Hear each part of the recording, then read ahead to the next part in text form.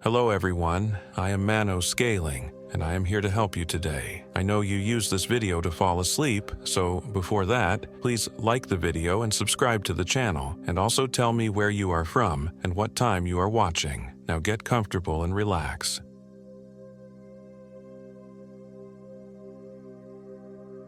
My name is Elliot Mercer. I'm 34 years old. This happened in October of 2024. I should have known better than to ignore the warnings. Every small town has its stories, tales meant to keep children in line and tourists away from dangerous places. But when you've spent 15 years living in Philadelphia's concrete jungle, those rural superstitions seem quaint, almost laughable. That was my first mistake. The Truss Pond area of Sussex County, Delaware, isn't exactly a tourist hotspot. It's a place of twisted cypress trees and black water, where the Atlantic coastal plain gives way to swamps and strange shadows. Most people drive right past it on their way to the more inviting beaches of Rehoboth or Bethany. That's probably for the best. I'd taken a week off work, forced vacation time that I'd accumulated over 3 years of refusing to take breaks from my position as a financial analyst. "You need to decompress," my boss had said, her tone making it clear this wasn't a suggestion. "You're burning out. Elliot." I couldn't argue. The nightmares had gotten worse, the same ones I'd had since childhood, being chased through woods by something I couldn't see but could feel breathing down my neck. My therapist suggested exposure therapy. Face the forest, camp alone, prove to myself there was nothing to fear. Reconnect with nature, she'd said, as if nature and I had ever been on speaking terms. So I found myself driving down winding roads toward the Great Cypress Swamp, Delaware's largest contiguous forest, with my German Shepherd, Rex, riding shotgun. Rex had been my only companion since my divorce 3 years ago. Loyal, protective, and blessedly uncomplicated compared to human relationships. I'd chosen Truss Pond after reading about its ancient bald cypress trees, some over 500 years old, creating an otherworldly landscape of knobby knees protruding from the black water. The website described it as hauntingly beautiful, an unfortunate choice of words in retrospect. The ranger station near Trap Pond State Park was my last stop before heading into the more remote area I'd planned to explore. The building was little more than a wooden shack with peeling green paint, staffed by a single park ranger, a leathery man in his 60s with a salt and pepper beard and eyes that had seen too much sun. "Truss Pond?" he repeated when I told him my destination, his southern Delaware drawl stretching the words. "For camping?"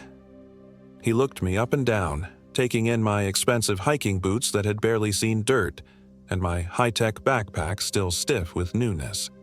"Yes, I read it's quite beautiful." "Primeval." The word felt pretentious as soon as it left my mouth. "It's restricted access after sundown," he said flatly. "Day use only." "Oh." I pulled out my phone, showing him the permit I'd secured online. "But I have this wilderness camping permit for the area." He squinted at the screen, then sighed deeply. "System glitch. Happens sometimes. That area's not safe for overnight stays." "Because of wildlife?" I asked, thinking of bears or coyotes, among other things. He looked out the window toward the line of dark trees in the distance. "The swamp hag doesn't take kindly to strangers after dark." I couldn't help the small laugh that escaped me. "The swamp hag?" His weathered face didn't change. "Local name for it. Others call her Maggie James. Story goes she was a healer back in the 1800s, lived alone in the swamp, knew every plant and its purpose. Then some locals got sick, children mostly. They blamed her, said she was poisoning the water, practicing witchcraft." He shrugged. Mob justice was quick back then. I shifted uncomfortably. "They killed her, drowned her in Truss Pond, weighted her down with cypress roots." He tapped a faded photograph on the wall, a black and white image of the pond, mist hovering over its surface. "Some say she cursed the place with her dying breath. Some say she never really died." Rex whined softly at my feet, pressing against my leg. "It's just a story," I said, trying to sound more confident than I felt. "Sure is," he agreed, but his eyes said otherwise. "Still, if you're set on camping, I'd recommend the established campground at Trap Pond instead. Got facilities, other people around." "I appreciate the concern, but I really want to get away from people for a bit." I patted Rex's head. "Besides, I've got protection." The ranger looked down at Rex, who wagged his tail at the attention. "Dogs are smart about these things. You pay attention if he starts acting strange." He sighed again, realizing I wouldn't be dissuaded. "At least take this map. Cell reception's spotty out there." He marked several spots on the paper map. "These X's, avoid them. Old hunting blinds, abandoned cabins, sinkholes.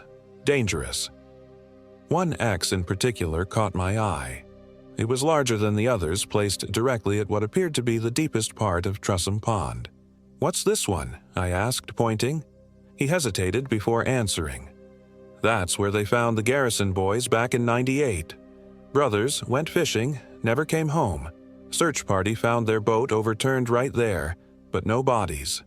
He paused, until 3 weeks later when they both washed up, tangled in the roots. Official report said they got drunk, fell in, drowned. "But you don't believe that?" I couldn't help asking. "Doesn't matter what I believe. Matters what you do." He folded the map and handed it to me. "Stay on the marked trails. Be out before sunset. And whatever you hear at night, don't answer." I thanked him, tucking the map into my pocket with a forced smile. Outside, Rex tugged at his leash, eager to explore, but I noticed his ears were flat against his head. "It's okay, boy," I reassured him, scratching behind his ears. "Just old ghost stories." The ranger watched from the doorway as I loaded Rex into the car. "One more thing," he called. "If you see a woman out there, older lady with long white hair, asking for help finding her herbs, don't follow her, no matter what." I nodded, humoring him, and pulled away down the dirt road leading deeper into the swamp forest. In my rearview mirror, I saw him make a quick sign of the cross before turning back inside. The drive to Truss Pond took another 20 minutes, the road narrowing until it was little more than a dirt track. The GPS on my phone flickered, lost signal, then recovered, directing me to a small clearing that served as a parking area. A weathered sign indicated the trailhead for the Truss Pond Loop, a 2-mile path around the pond. Beyond that, unmarked trails spiderwebbed into the deeper swamp. As I unloaded our gear, tent, sleeping bag, provisions for 3 days, I noticed Rex's unusual hesitation.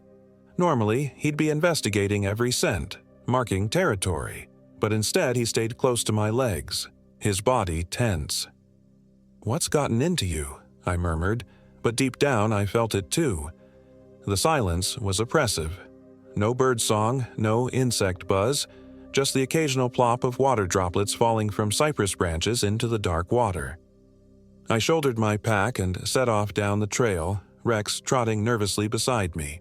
The main loop was well maintained, bordered by informational signs about the ecosystem and history of the swamp. None mentioned Maggie James or any swamp hag. About halfway around the pond, the main trail continued, but a narrower path branched off, disappearing into thicker woods.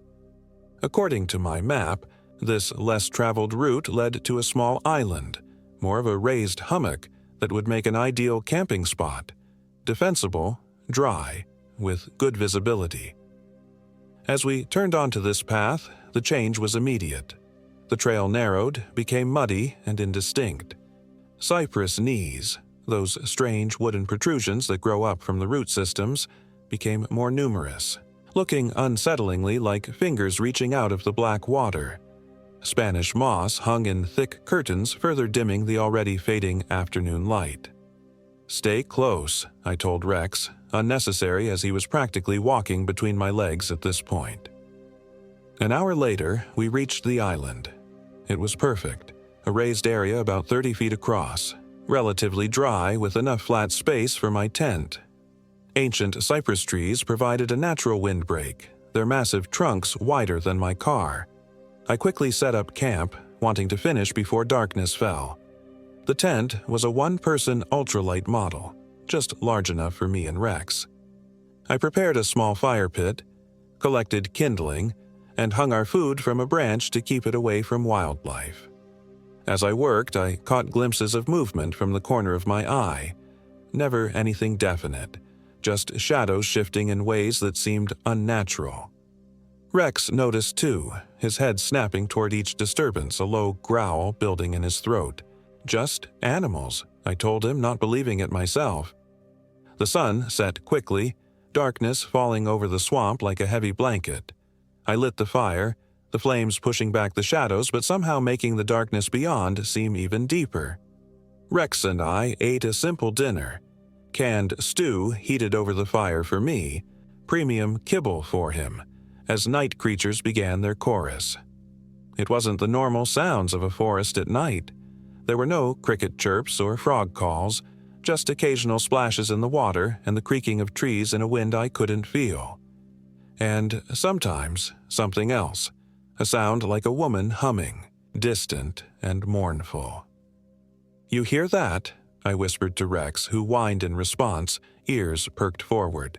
The humming came and went, sometimes seeming to circle our island. I told myself it was just the wind through the cypress branches or water flowing through hollow logs. The alternative was unthinkable. By 10 o'clock, exhaustion overcame my unease. I doused the fire, crawled into the tent with Rex, and zipped us in against the night. He curled against my side, still alert, his body tense. Despite my anxiety, the day's hike and fresh air soon pulled me towards sleep. I dreamed of water. Black, viscous water rising around my ankles, my knees, my chest. In the dream, I wasn't on the island anymore but standing in the middle of Truss Pond. Something moved beneath the surface, circling me. White hair billowed around a face I couldn't quite see. Bony fingers reached for my legs. "You shouldn't be here," a voice whispered, seeming to come from everywhere at once. "This is my place." I tried to run, but the water held me like tar. The fingers wrapped around my ankle, pulling. I opened my mouth to scream, and woke to Rex's frantic barking. I sat up, disoriented. The tent was intact, but something was wrong. The temperature had dropped dramatically. My breath fogged in front of my face. Rex stood at the tent entrance, hackles raised, barking at something outside. "What is it, boy?" I fumbled for my flashlight. Through the thin nylon of the tent, I could see a figure silhouetted against the night. The unmistakable outline of a woman, tall and thin with what looked like long, flowing hair. She was perfectly still, standing at the edge of our island where land met water. Rex's barking became more desperate. I unzipped the tent with shaking hands and pointed my flashlight toward the figure. Nothing was there, just cypress knees and black water. "Hello," I called, my voice sounding small in the vast darkness. Only the soft lapping of water against the shoreline answered me. Rex was still growling, his eyes fixed on the spot where I'd seen the figure. I knelt beside him, trying to calm him while scanning the darkness. The mist had thickened, curling around the cypress trees and drifting across the water's surface. "It's okay," I whispered, more to myself than to Rex. "There's nothing there." But as I turned to go back inside, a voice carried across the water. A woman's voice, soft and plaintive. "Can you help me find my herbs? I've lost my way in the dark." Every hair on my body stood on end. Rex whimpered, pressing against my legs. "Who's there?" I called, my voice breaking. "Just an old woman gathering medicine," came the reply, closer now. "Be a kind soul and help me look." The ranger's warning echoed in my mind. If you see a woman asking for help finding her herbs, don't follow her, no matter what. I can't," I stammered. "It's too dark. Maybe in the morning." A long silence followed, broken only by Rex's continued growling. "Morning will be too late," the voice said, noticeably colder. "But very well. Perhaps I'll find what I need myself." The mist swirled, and for a moment I thought I saw her clearly. An elderly woman in a tattered dress, her white hair hanging in wet ropes around a face that was both ancient and somehow ageless. Then the mist closed in, and she was gone. I retreated into the tent, zipping it shut with trembling hands. Rex refused to lie down, instead standing guard at the entrance, his body rigid with tension. I checked my phone, no signal, and the battery was draining unusually fast, already down to 42% despite being fully charged that morning. Sleep was impossible now. I sat with my back against my backpack, flashlight in one hand, hunting knife in the other, listening to the sounds of the swamp. Somewhere in the distance, I heard splashing, as if someone was wading through water, circling our island. The night stretched endlessly. At some point, I must have dozed off despite my terror, because the next thing I knew, watery morning light was filtering through the tent walls, and Rex was pawing at the zipper, desperate to get out. I opened the tent and he bolted, relieving himself against a nearby tree before returning to my side, noticeably calmer in the daylight. The island looked different in the morning, less threatening, almost peaceful. Birds called from the trees, a light mist hovered over the water, and sunlight dappled the ground through the cypress canopy. "See?" I told Rex, trying to convince myself. "Nothing to worry about. Just got spooked by local legends and too much imagination." But as I prepared breakfast, I noticed something that froze my blood. Circling our island, pressed into the mud at the water's edge, were footprints, small, barefoot impressions that emerged from the water on one side of the island, tracked around our campsite, and disappeared back into the water on the other side. They hadn't been there yesterday. As I stared at the tracks, a twig snapped in the forest behind me. I spun around to see a man stepping out of the trees onto our island. A stranger in worn jeans and a flannel shirt, with a scraggly beard and wary eyes. He carried a fishing rod and a small tackle box. "Didn't expect to find anyone out here," he said, his voice thick with the local accent. He looked to be in his 50s, deeply tanned with the leathery skin of someone who spent most of his life outdoors. "You scared me," I admitted, trying to calm my racing heart. Rex moved between us, not growling but alert. "Good dog you got there." The man nodded approvingly. "Protective. You need that out here." He looked around at my campsite, frowning slightly. "You staying overnight?" "That was the plan. I have a permit." I felt defensive, though the man hadn't accused me of anything. "Not saying you don't." He set down his tackle box. "Name's Bill Corson. Been fishing these waters since I was a boy." "Elliot Mercer," I replied, extending my hand. He shook it, his palm calloused and strong. "You picked an interesting spot," Bill said, gesturing to the island. "Not many folks camp here." "Because of the swamp hag?" I asked, trying to sound amused rather than terrified. Bill's expression darkened. "That what the ranger told you? Humph." He spit into the water. "Rangers, they like to scare city folks with those old tales." "So you don't believe them?" I felt a surge of relief. "Didn't say that." Bill glanced at the footprints in the mud, then back at me. "But it ain't no hag. It's Maggie James herself, and she ain't evil like they say. Just territorial." "You talk like she's real," I said, trying to keep my voice light. "Real enough." Bill shrugged. "This was her home. They took it from her, killed her for knowing things they didn't understand. Now she protects it." He nodded toward the water. "These are healing waters, if you know how to use them. Maggie did. She takes care of her own." "Her own?"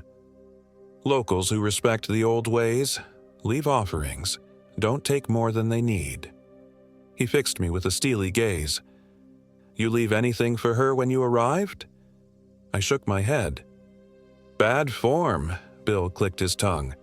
"She appeared to you last night, didn't she?" The question sent a chill through me. "How did you know?" "She always does. First night someone new stays on her island. Asks for help finding her herbs." "And if you help her?" I asked, though I already suspected the answer. Nobody ever comes back to tell.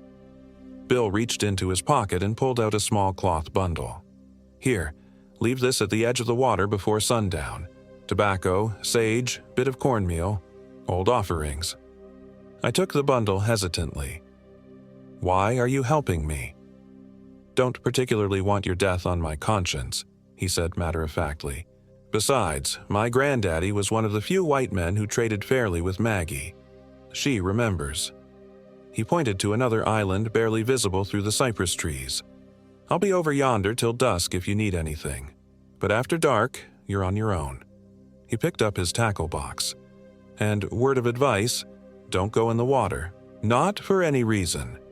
With that, he trudged off through the shallow areas, disappearing around a bend in the shoreline. I looked down at the bundle in my hand, then at Rex, who was sniffing the mysterious footprints. What do you think, boy? Should we just pack up and leave?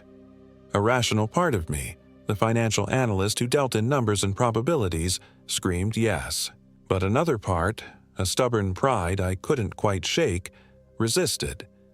I'd come out here to face my fears, not run from them. Besides, it was just one more night. I spent the day exploring the island and the surrounding shoreline, always keeping to solid ground as Bill had warned. The swamp was actually beautiful in daylight, sunlight filtering through Spanish moss, turtles basking on logs, herons stalking fish in the shallows. Rex seemed to have forgotten his fear from the night before, happily sniffing everything and occasionally pointing out wildlife I would have missed. By late afternoon, I'd almost convinced myself that the previous night had been nothing but anxiety and an overactive imagination fueled by local superstition. Almost. As the sun began to sink, painting the cypress trees in golden light, I remembered Bill's offering. Following his instructions, I placed the small bundle at the water's edge on the eastern side of the island, feeling slightly foolish but unwilling to risk offending whatever or whoever might be watching. Just a local custom, I told Rex, who watched the proceedings with tilted head, like throwing a coin in a fountain. I made dinner as darkness fell, building the fire larger than the previous night. Bill had not returned from his fishing spot, though occasionally I heard the distant splash of a cast line hitting water. Night descended, and with it came the strange silence I'd noticed before, the unnatural hush of a forest holding its breath. No insects chirped, no frogs called. Even the water seemed to still, its surface becoming a perfect black mirror reflecting the emerging stars. Rex noticed it too, his playful demeanor vanishing as he positioned himself by the fire, facing outward into the darkness, ears constantly swiveling to track sounds I couldn't hear. I checked my phone, battery at 17% now despite minimal use and still no signal.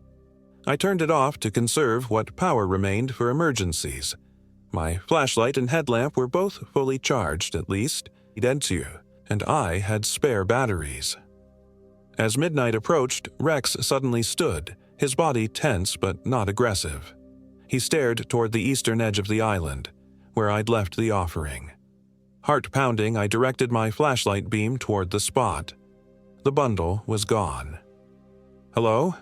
I called softly. "Maggie!" No answer came, but the mist began to gather again, thickening around our island. It moved against the slight breeze, pooling and swirling as if alive. Rex whined but didn't bark or growl. He seemed less frightened than the previous night, though still wary. Then I saw her, a figure at the water's edge, more substantial than before. An elderly woman with long white hair, wearing what looked like a simple dress from another century. She stood with her back to me, staring out over the water.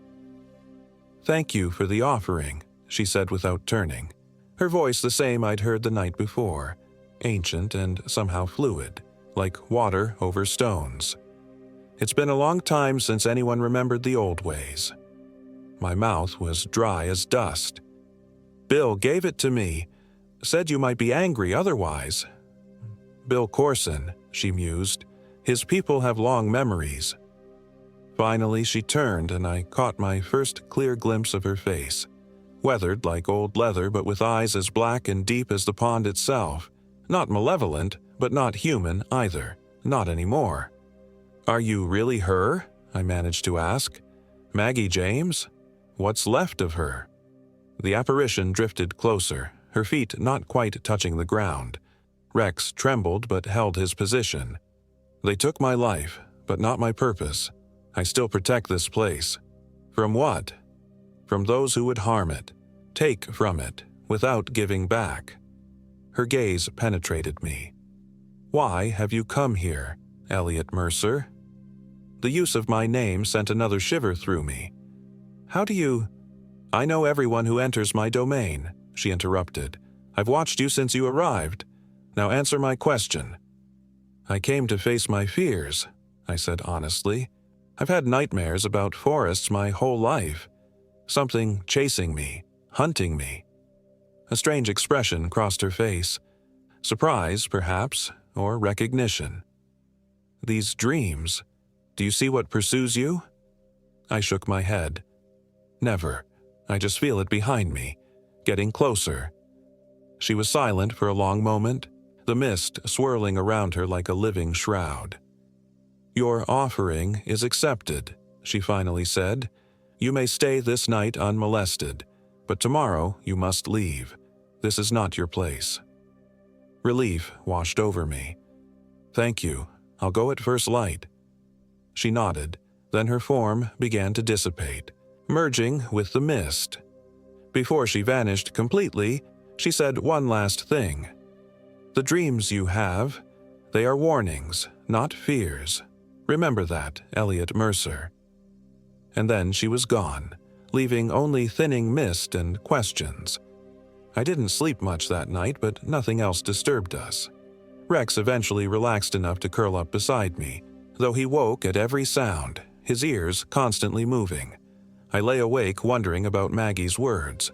Warnings, not fears. What did that mean? Dawn broke misty and cool. I packed quickly, eager to be away from Truss Pond despite having apparently made peace with its spectral guardian. Rex seemed equally ready to leave, pulling toward the trail before I'd even finished my meager breakfast. As I shouldered my pack for the hike out, I noticed something strange. A small clay pot had appeared beside the ashes of our fire. It contained a greenish paste that smelled of herbs and earth. Attached was a scrap of aged paper with spidery handwriting. For the dreams. 1 spoonful before sleep. I hesitated, then tucked the pot into my pack. Gift or threat, I couldn't leave it behind. The hike back should have been straightforward. Follow the narrow trail to the main loop, then take the loop back to the parking area. But something was wrong. The trail seemed different, twisting in ways I didn't remember. Landmarks I'd noted on the way in were missing or changed. After an hour of walking, we should have reached the main trail, but instead found ourselves in increasingly unfamiliar territory. "This can't be right," I muttered, consulting my map. According to it, we should have hit the main loop long ago. I tried my phone, but the battery was dead. Rex seemed unsettled too, frequently stopping to sniff the air or look back the way we'd come. Several times he tried to lead me in a different direction than the trail, pulling at his leash and whining. "What is it, boy?" I asked, but he only pulled harder away from the path. The swamp around us had changed as well. The trees grew denser, the water darker. The mist, which should have burned off with the morning sun, instead thickened until visibility dropped to less than 20 feet in any direction. By noon, I was forced to admit the truth. We were lost. Every path looked the same, every cypress tree identical to the last. The map was useless without landmarks I could identify. "We should have listened to her," I told Rex as we stopped to rest. "Should have left as soon as Bill gave us that warning." As if summoned by the thought, I heard a voice calling from somewhere in the mist. "Hello? Anyone out there?" It was Bill's voice, unmistakable with its thick Delaware accent. "Here!" I shouted back. "We're over here." Rex's reaction was immediate and alarming. He growled deep in his throat, backing away from the direction of the voice.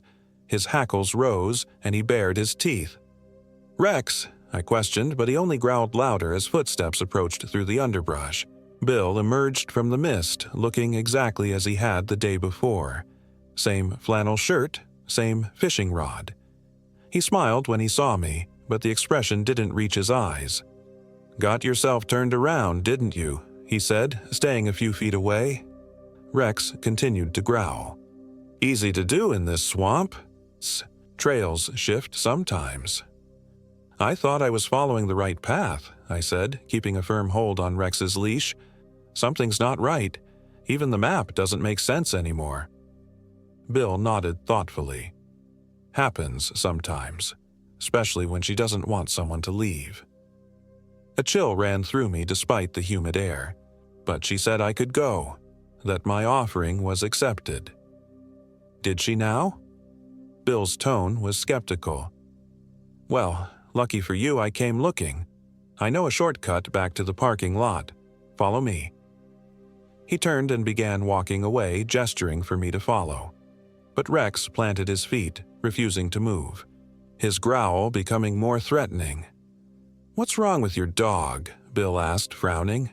"He's usually good with people," I said, trying to calm Rex. "Must be stressed from being lost." "Well, get him under control. We're burning daylight, and you don't want to be in these woods after dark. Not again." He was right about that, at least. I tugged at Rex's leash, but he resisted with all his strength, his eyes never leaving Bill. "Come on, boy," I pleaded. "We need to get out of here." With extreme reluctance, Rex finally allowed me to lead him forward, though he maintained a constant low growl. We followed Bill through the swamp, moving away from any trail I could discern, wading through shallow water at times. "Are you sure this is the right way?" I asked after 30 minutes of trudging through increasingly difficult terrain. "Shouldn't we stick to the trails?" "Trails don't always lead where you think," Bill replied without turning around. "This way's faster. Trust me." But something was wrong. The sun, what little I could see of it through the mist and trees, seemed to be on the wrong side. If we were heading back toward the parking area, it should be behind us, not to our left. And Bill kept glancing back at me with an expression I couldn't quite read. Expectant, almost hungry.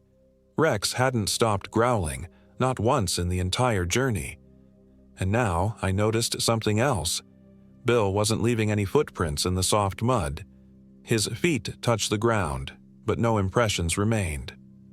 "Stop," I said suddenly, halting in my tracks. "This isn't the way out." Bill turned slowly. "Sure it is. Just a bit further now." "No," I said with growing certainty. "You're leading us deeper in, away from the road." A smile spread across Bill's face, too wide, stretching unnaturally at the corners. "Smart man. Smarter than most who come here." His voice had changed, becoming higher, more feminine, with an echoing quality that raised the hair on my arms. "Who are you?" I demanded, though I feared I already knew. "You met Bill Corson yesterday," the thing wearing Bill's appearance said. "Nice man, good fisherman. He left at dusk, like he told you he would." The smile widened further. Should have done the same. Elliot Mercer.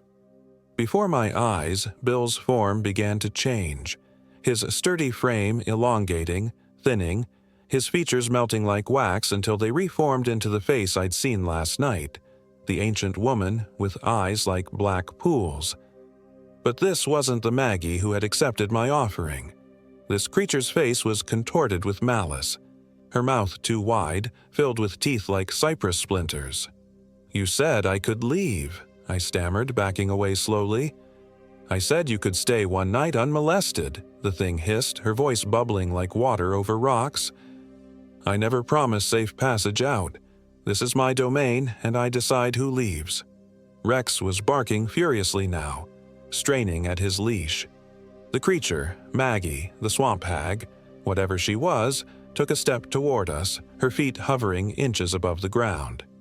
"The dreams you have," she said, her voice almost gentle now.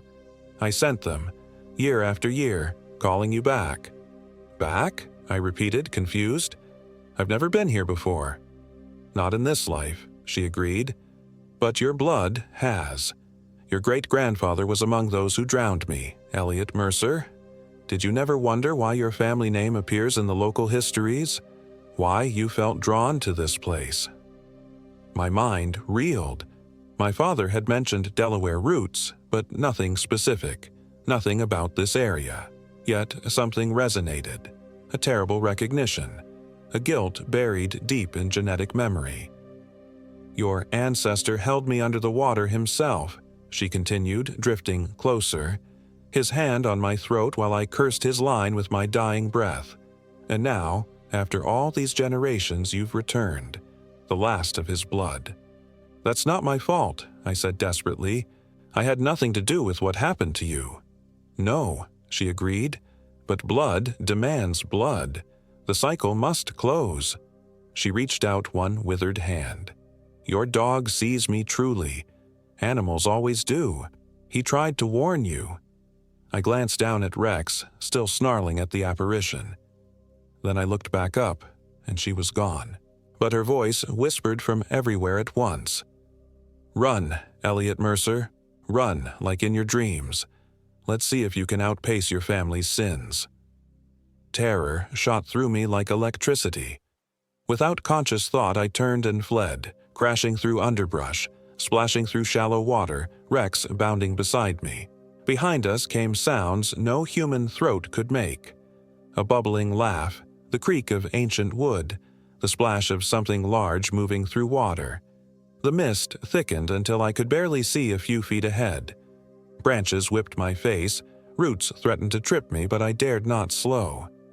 The knowledge that I was being hunted drove me forward with fear I had never known, except in my nightmares.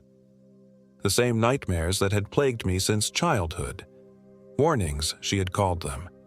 Now I understood. I don't know how long we ran. Time lost meaning in that place. The swamp seemed endless, every direction identical, the mist disorienting. My lungs burned, my legs trembled with exhaustion, but each time I slowed, I heard her behind me, that terrible bubbling laugh, closer each time. Rex suddenly veered left, pulling me after him with such force that I nearly fell. I had no choice but to follow as he dragged me through a nearly invisible gap between two massive cypress trees. And then, miraculously, we were on a trail, overgrown but distinct, leading away from the water. I let Rex guide me, trusting his instincts as we pushed forward. The sounds of pursuit faded slightly, though never disappeared completely. The mist began to thin, allowing glimpses of sky. The trees grew less dense. Hope surged through me as I recognized a landmark, a peculiarly shaped cypress I'd photographed on our way in. We were approaching the main loop trail. Rex sensed it too, pulling harder, his panic giving way to determination. We burst onto the wider trail just as the sun broke through the clouds. The change was immediate. The oppressive atmosphere lifted. Sounds of normal forest life resumed. Birds calling from the trees. Insects buzzing in the underbrush. Rex's posture relaxed slightly, though he continued to look back the way we'd come, still wary. I checked my phone, surprised to find it had power again, 15%, enough to check our location. The GPS placed us on the main Trussum Pond loop, less than half a mile from the parking area. I almost sobbed with relief. "We made it, boy," I gasped, still struggling to catch my breath. "Come on, just a little further." We hurried along the trail, the rational part of my mind trying to process what had happened. A local legend, mass hallucination induced by swamp gas, panic attack triggering paranoid delusions. I cycled through explanations, each less convincing than the last. But one thing I couldn't rationalize away, Rex had seen it too, whatever it was. The parking lot came into view, my car sitting alone on the gravel, exactly as I'd left it. I fumbled with my keys, hands still shaking, and threw our gear into the trunk without bothering to organize it. Rex jumped into the passenger seat without being told, his eyes fixed on the tree line as if expecting pursuit. As I slid behind the wheel, I caught movement in my peripheral vision, a figure standing at the edge of the forest. I turned my head slowly, dreading what I might see.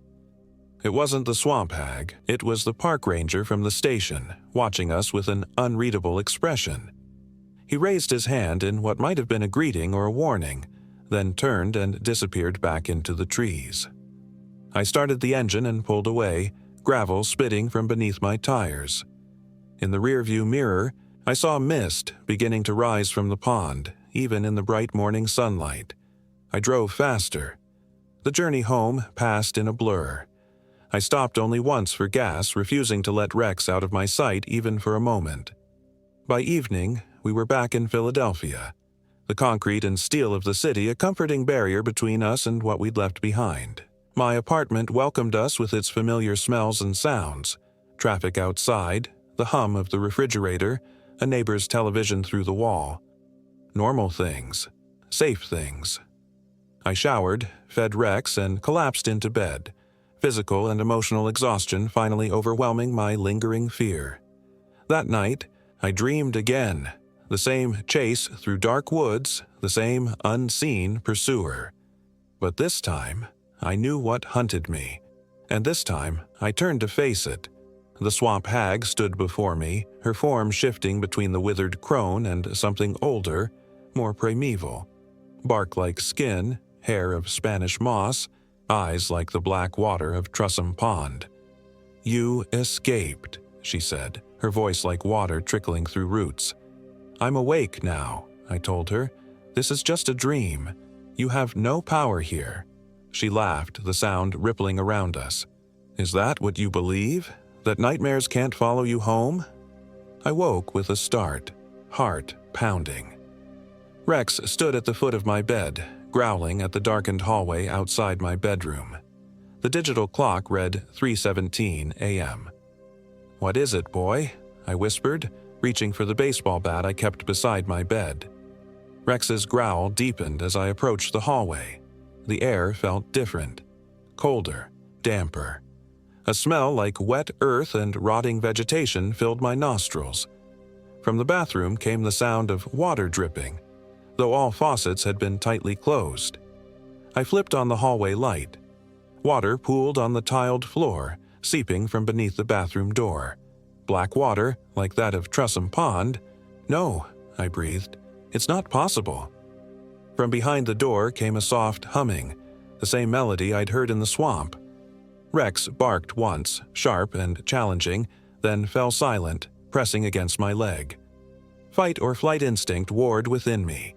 I could run, grab my keys and Rex and flee the apartment. But to where? If she could follow me here, what would stop her from following me anywhere? The small clay pot Maggie had left by our campfire sat on my bedside table. "For the dreams," she had written. 1 spoonful before sleep. Was it poison? Protection? I had no way to know. The bathroom door creaked open a fraction of an inch, water flowing more freely now. The humming grew louder. I made my decision in an instant. Lunging back to the bedside table, I grabbed the clay pot, removed the lid, and swallowed a spoonful of the bitter paste without allowing myself to hesitate. It tasted of earth and roots and something metallic. Blood, perhaps. The effect was immediate. The room spun around me, my vision blurring. I collapsed onto the bed, Rex leaping up beside me, whining anxiously. The last thing I saw before consciousness fled was the bathroom door swinging fully open, a figure of mist and shadow emerging, and then darkness.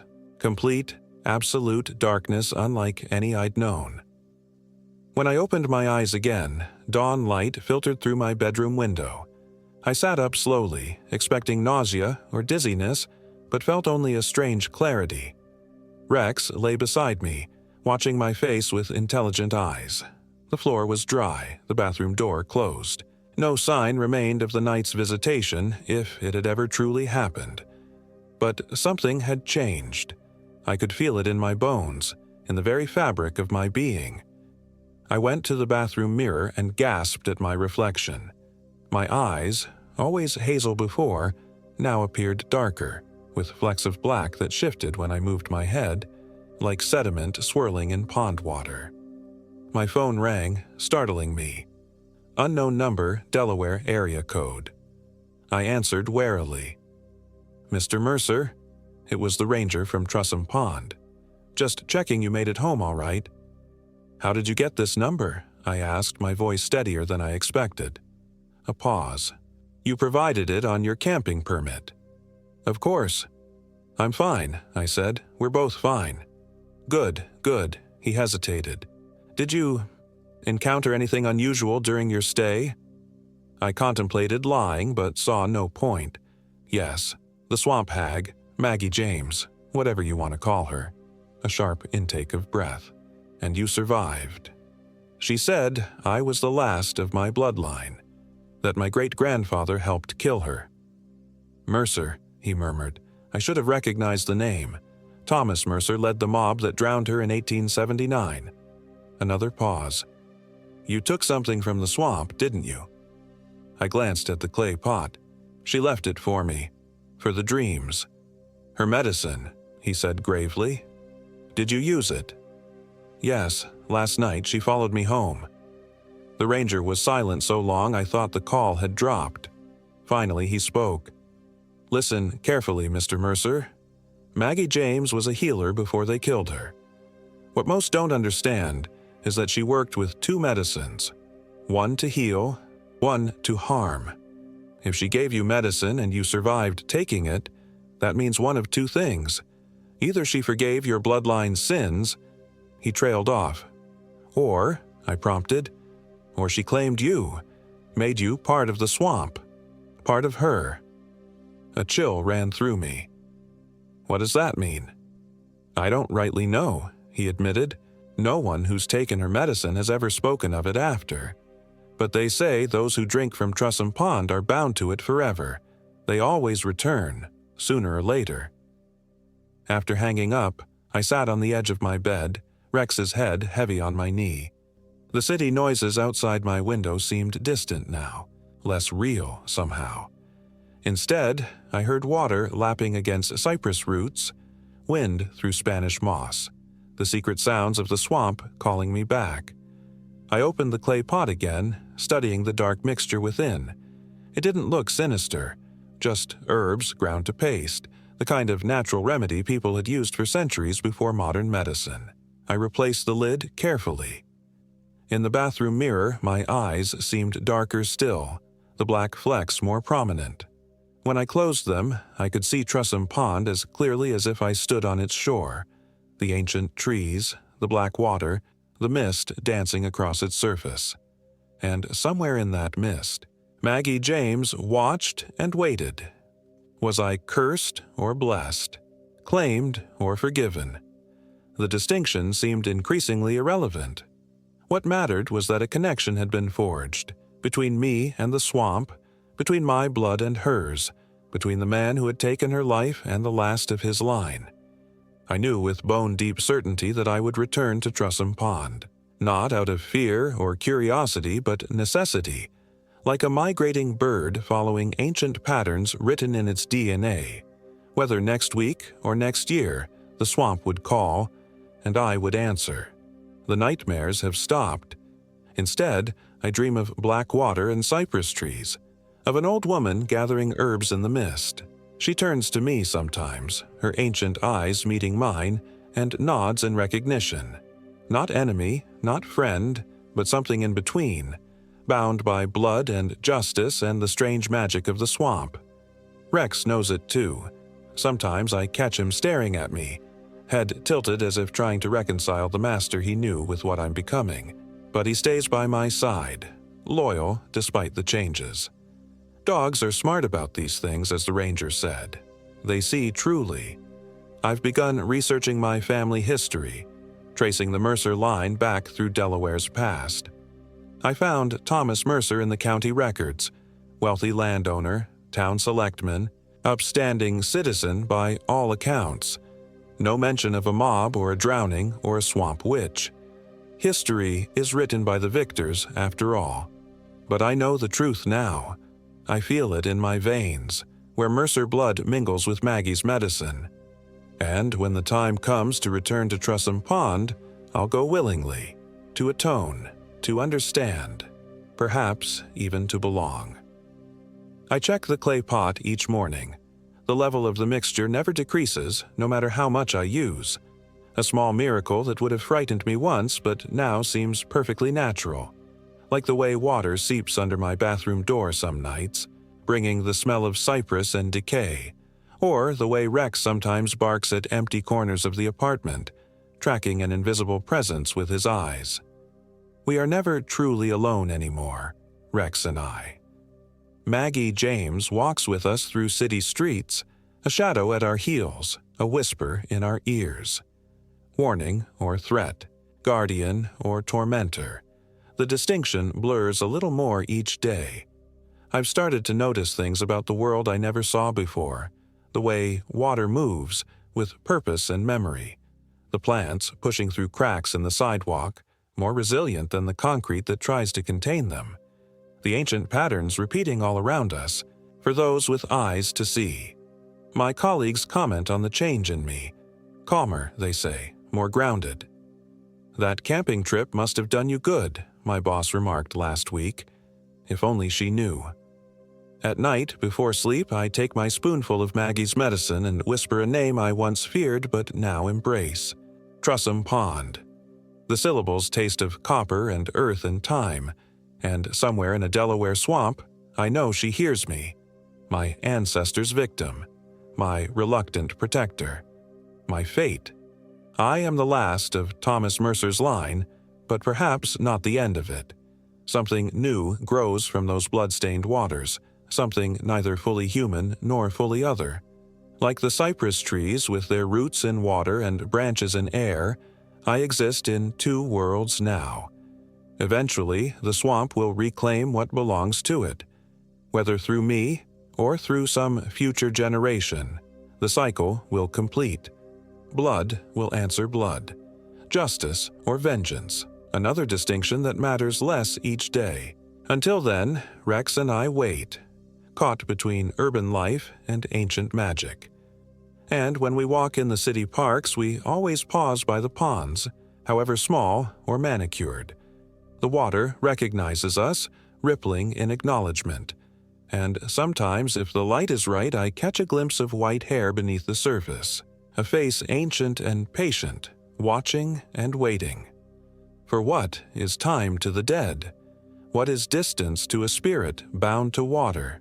Maggie James found me across generations and state lines. Her persistence outlasted my ancestor's crime, his life, his legacy. In the end, she reclaimed what was taken, not through violence but through transformation. I am still Elliot Mercer. But I am becoming something else too. Something with roots like the cypress and memory like the water.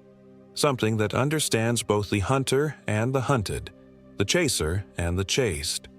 The ranger calls sometimes, checking on me. I think he knows more than he says, has seen this process before. The swamp always calls its own, he told me last time. Not a warning anymore, but a simple truth. And in my dreams, Maggie James no longer pursues me. Instead, we walk the misty shores of Trussum Pond together. Her teaching, me learning. The herbal lore of centuries, the secret language of water and wood, the proper offerings for ancient things that still hunger. "Your blood demanded justice," she told me in last night's dream, her voice like moving water. "But your spirit offered reconciliation. Few have done the same." I woke with tears on my face and the taste of pond water in my mouth. Rex whined softly, pressing his warm body against mine in comfort or protection. I couldn't tell which. The clay pot sits on my bedside table, a constant reminder of what happened and what's still to come. My passport to another world. My tether to powers older than cities or nations or the name Mercer itself. I am the last of my line. But perhaps also the first of something new.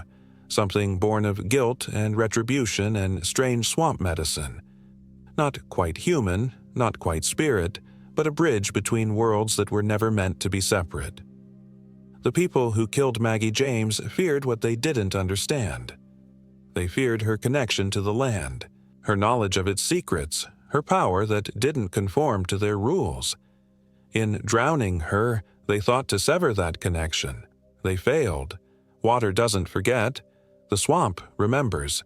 And through me, Maggie James will return to Truss Pond not as victim, but as victor. I feel her sometimes, looking out through my eyes at the city that would have bewildered her in life. Learning through me as I once learned through books. A symbiosis neither of us expected, but both now accept. There are other places like Truss Pond across America. Liminal spaces where the boundary between worlds thins. Other spirits like Maggie James, wronged and restless. Other bloodlines marked by the consequences of their ancestors' actions. I sense them now, like distant radio signals. Perhaps that is my purpose, to walk between worlds, to witness, to remember, to ensure that the crimes of the past are not forgotten, even as their perpetrators try to erase them from history.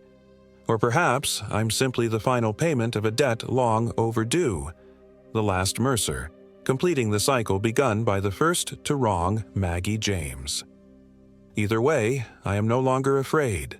The nightmare that chased me all my life has caught me at last, and in being caught, I found not an ending but a transformation. Not death, but a different kind of life. Rex understands.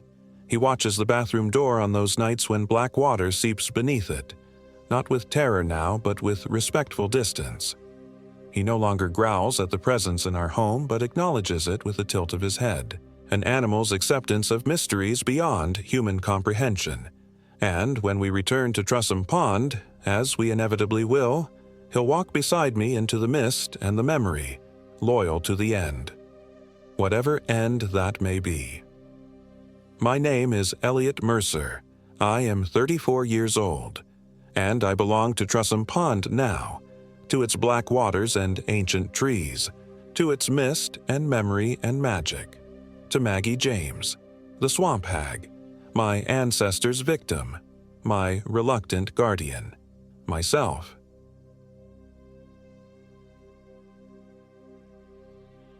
My name is Marcus Holloway. I'm 34 years old. This happened in October 2024, and not a day goes by that I don't relive the nightmare in my mind. I've always been the outdoorsy type, the guy friends call when they want to know what gear to buy or which trails to hike. After my divorce was finalized that summer, I decided a solo camping trip was exactly what I needed to clear my head. My therapist had suggested reconnecting with myself, whatever that meant. I figured reconnecting with nature was close enough. I chose Blackbird State Forest in Delaware because it was secluded, but not completely off-grid. The 6,000-acre wilderness seemed perfect, remote enough to feel alone with my thoughts, but established enough that I wouldn't be completely cut off from civilization if something went wrong.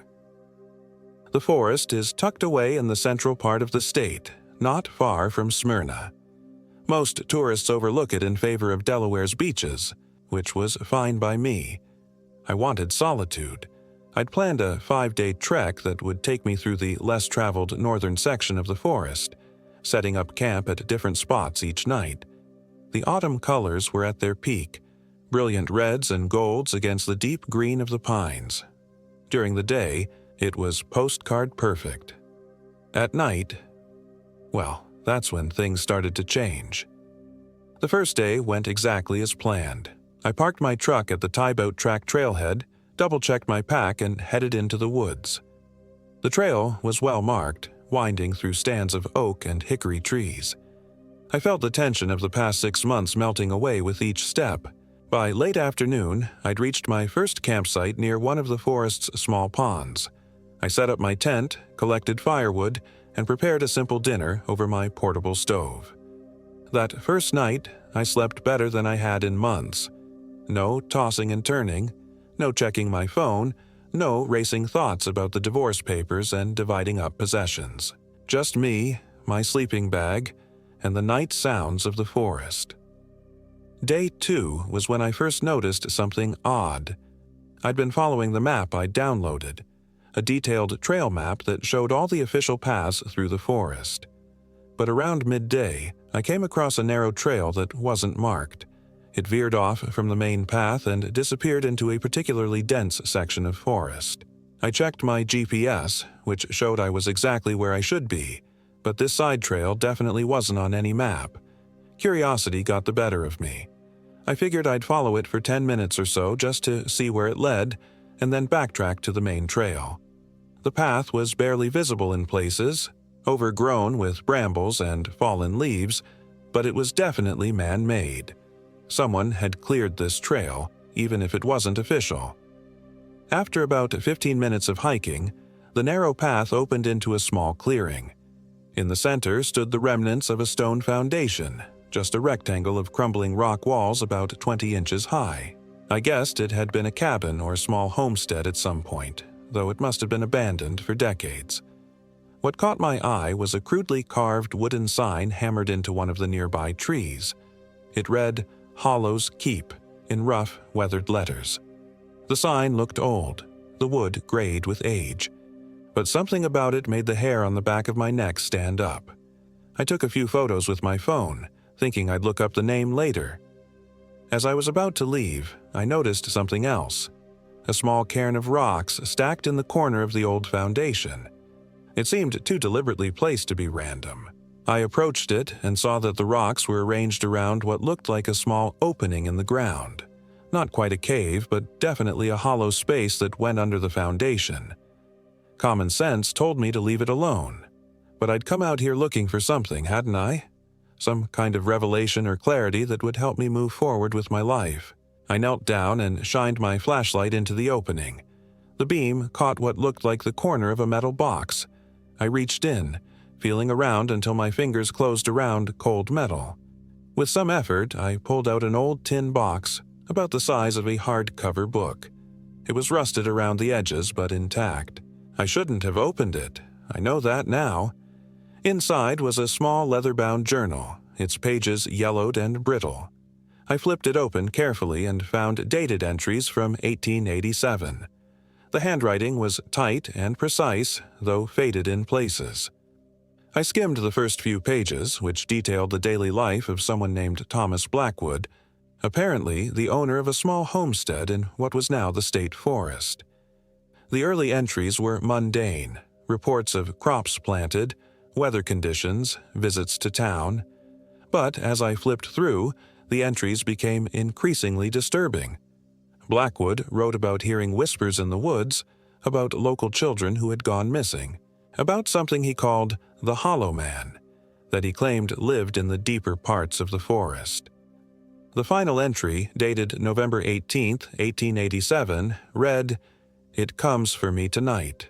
I have seen its shadow moving between the trees. I have sealed away the artifact as the old woman instructed, but I fear it is too late. If anyone finds this journal, leave this place. What walks here is not of God's creation." Below that final entry was a crude drawing of a tall, impossibly thin figure with elongated limbs and no distinguishable face, just a blank oval where features should be. I closed the journal, my hand shaking slightly. It was just the ramblings of some isolated settler, I told myself, probably driven half-mad by solitude and hard living. I put the journal back in the box and was about to return it to its hiding place when I noticed something else inside, a small burlap pouch cinched with twine. Again, I should have left it alone. But I didn't. Inside the pouch was a small carved figurine, about 3 inches tall, made from some dark wood I couldn't identify. It depicted the same elongated figure from the drawing, with spindly limbs and a featureless head. The craftsmanship was crude but effective, giving the figure an unsettling appearance. Tiny symbols I didn't recognize were carved into its base. I studied it for a moment, then quickly returned it to the pouch. Something about it felt wrong in my hand, almost as if it were vibrating slightly, though I told myself it was just my imagination. I placed everything back in the box, returned it to its hiding place, and quickly left the clearing. By the time I rejoined the main trail, the sun was lower in the sky than I'd expected. I'd spent more time at the old foundation than I'd realized. I picked up my pace, wanting to reach my planned camping spot before dark. As I hiked, I couldn't shake the feeling that I was being watched. Several times I stopped and turned around, certain I'd hear footsteps behind me, but there was never anything there. Just trees shifting in the autumn breeze and the occasional scurrying of small animals in the underbrush. I reached my second campsite just as dusk was settling over the forest. It was a small clearing near Tyboat Branch, one of the streams that ran through the forest. I set up my tent, gathered firewood, and tried to put the strange discovery out of my mind. That night, I had trouble sleeping. The wind had picked up, causing the branches to scrape against each other with an eerie, almost human sound. I tossed and turned, drifting in and out of unsettling dreams where I was being pursued through endless woods by something I couldn't quite see. I woke suddenly in the middle of the night, heart pounding. At first, I wasn't sure what had disturbed me. Then I heard it, a soft whispering sound coming from just outside my tent. It wasn't the wind in the trees. This was different, more rhythmic, almost like someone muttering under their breath. I lay perfectly still, listening. The whispers continued, circling my tent slowly. They were too quiet to make out words, just a continuous sibilant sound that made my skin crawl. I reached for my flashlight but hesitated to turn it on. Some primal instinct told me that whatever was out there, I didn't want to draw its attention. After what felt like hours, the whispering faded. I eventually drifted back to sleep, convincing myself it had just been the stream or some nocturnal animal. The next morning, I awoke to find the campsite undisturbed. No footprints, no signs that anything or anyone had been near my tent during the night. I should have been relieved, but instead, I felt increasingly uneasy. I broke camp quickly and continued on my planned route, though I couldn't shake the strange tension that had settled over me. As I hiked that third day, the weather began to change. The clear autumn sky gave way to low, heavy clouds, and the temperature dropped noticeably. By early afternoon, a fine mist had settled over the forest, reducing visibility and giving the woods an otherworldly quality. The bright fall colors were muted now, everything draped in gray. I checked my GPS repeatedly, unsettled by how the forest seemed to change in the mist. Familiar landmarks looked different, and twice I found myself off course, having to backtrack to the main trail. My phone's battery was draining faster than it should have, despite being in power-saving mode. Around mid-afternoon, I came across another hiker, the first person I'd seen since entering the forest. She was sitting on a fallen log beside the trail, adjusting the laces on her hiking boots. She looked to be in her 50s, with silver-streaked hair pulled back in a practical ponytail and the weathered face of someone who spent a lot of time outdoors. "Afternoon," I called out as I approached, not wanting to startle her. She looked up, her expression neutral. "Afternoon," she replied, her voice rougher than I expected. "You're a ways from the main trails." "Just doing a multi-day trek," I explained, planning to loop back to the Tybout trailhead by Friday. She nodded slowly, studying me. "Camping alone?" "Yeah, needed some time to clear my head." She finished with her boot and stood up. "You might want to change your plans.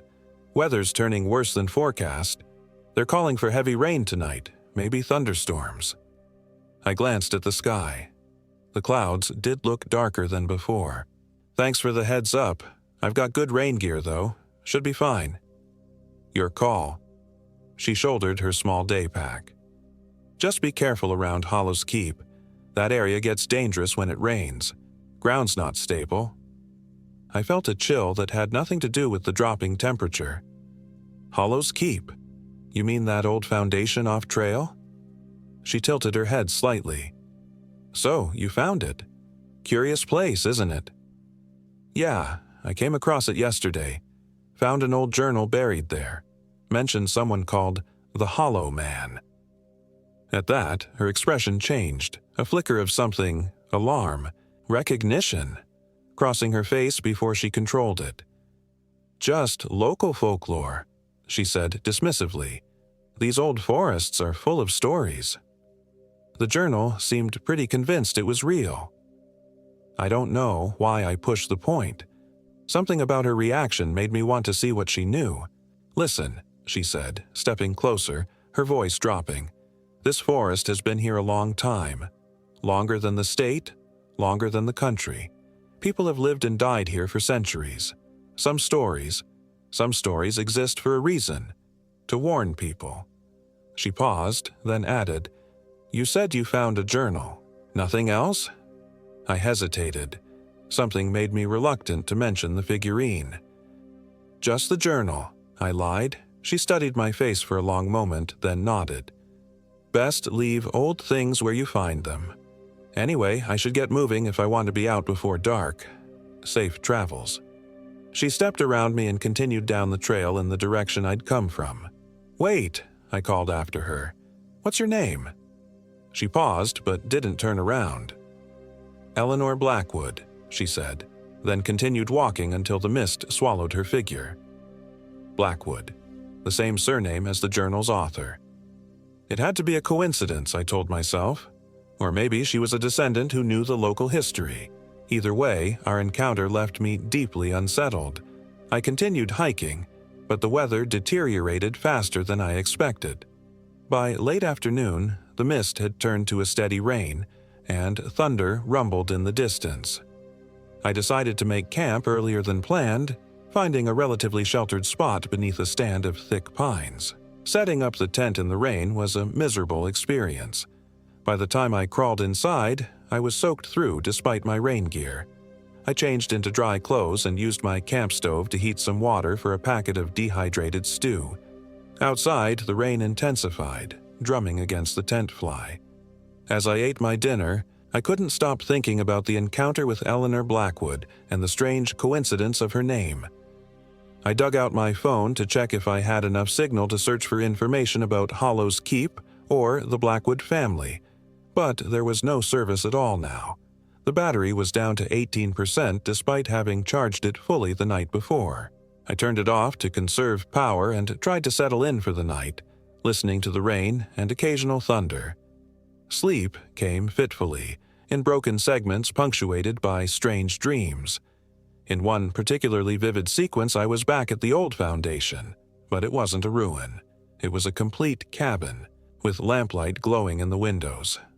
A figure stood in the doorway, impossibly tall and thin, beckoning me closer. I woke with a start, my heart racing. The rain had stopped, but something else had woken me. A sound outside the tent. Not whispering this time, but a slow, deliberate scratching, as if someone were drawing their fingernails across the tent fabric. I lay frozen, listening as the scratching moved slowly around the perimeter of the tent. When it reached the door, it stopped. There was a long moment of silence, then the zipper of my tent door began to move, slowly pulling upward. I lunged for my flashlight and clicked it on, aiming the beam at the door. The zipper stopped moving. Outside, I could see nothing but darkness and the vague shapes of trees. No figure, no person, nothing that could have been pulling the zipper. "Who's there?" I called out, my voice shakier than I intended. No answer came, just the dripping of rainwater from the trees and the distant call of an owl. I didn't sleep again that night. I sat up, flashlight in one hand and my hunting knife in the other, watching the door until the first gray light of dawn filtered through the tent walls. When I finally worked up the courage to unzip the tent and look outside, I found no footprints in the soft earth, no sign that anyone had been there.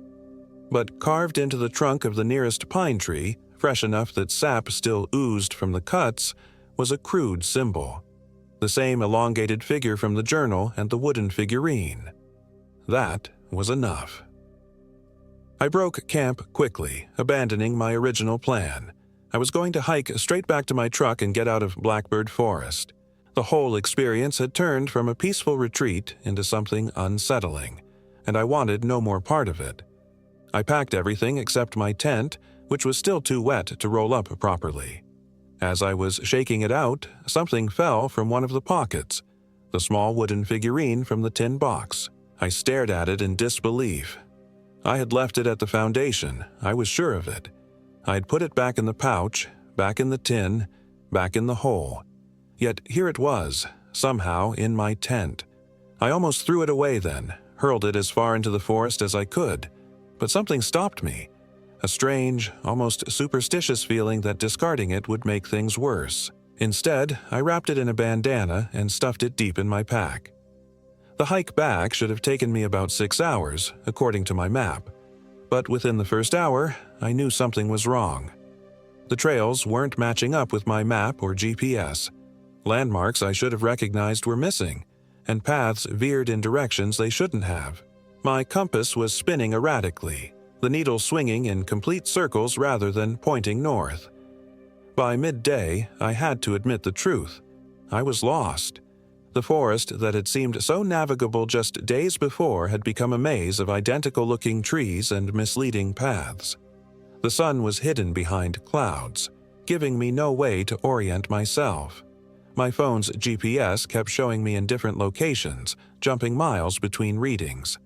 As the day wore on and my frustration mounted, I began to feel that same sensation of being watched.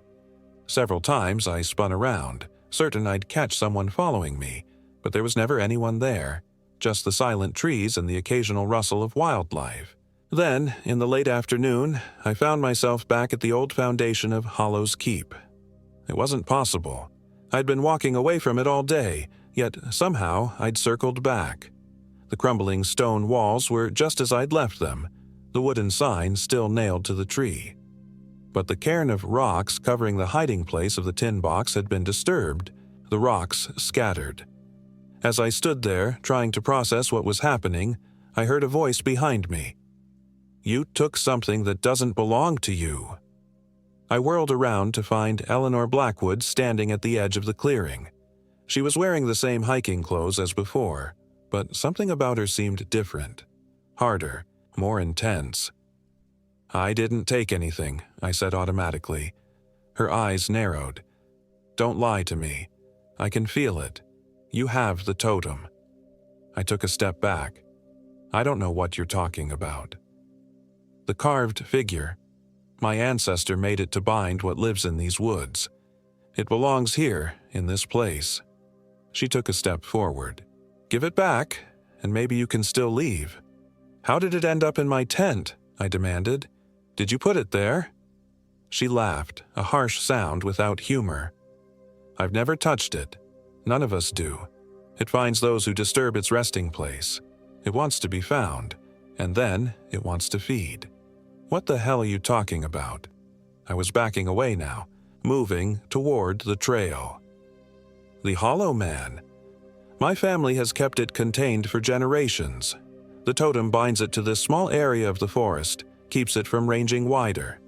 Thomas Blackwood sacrificed himself to create that binding, and we've maintained it ever since."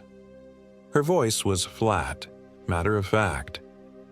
"Every few decades, someone like you comes along, curious, disrespectful. They take what isn't theirs, and it follows." "This is insane," I said. "You're saying there's some monster in these woods? That's just stories to scare kids." Her expression darkened.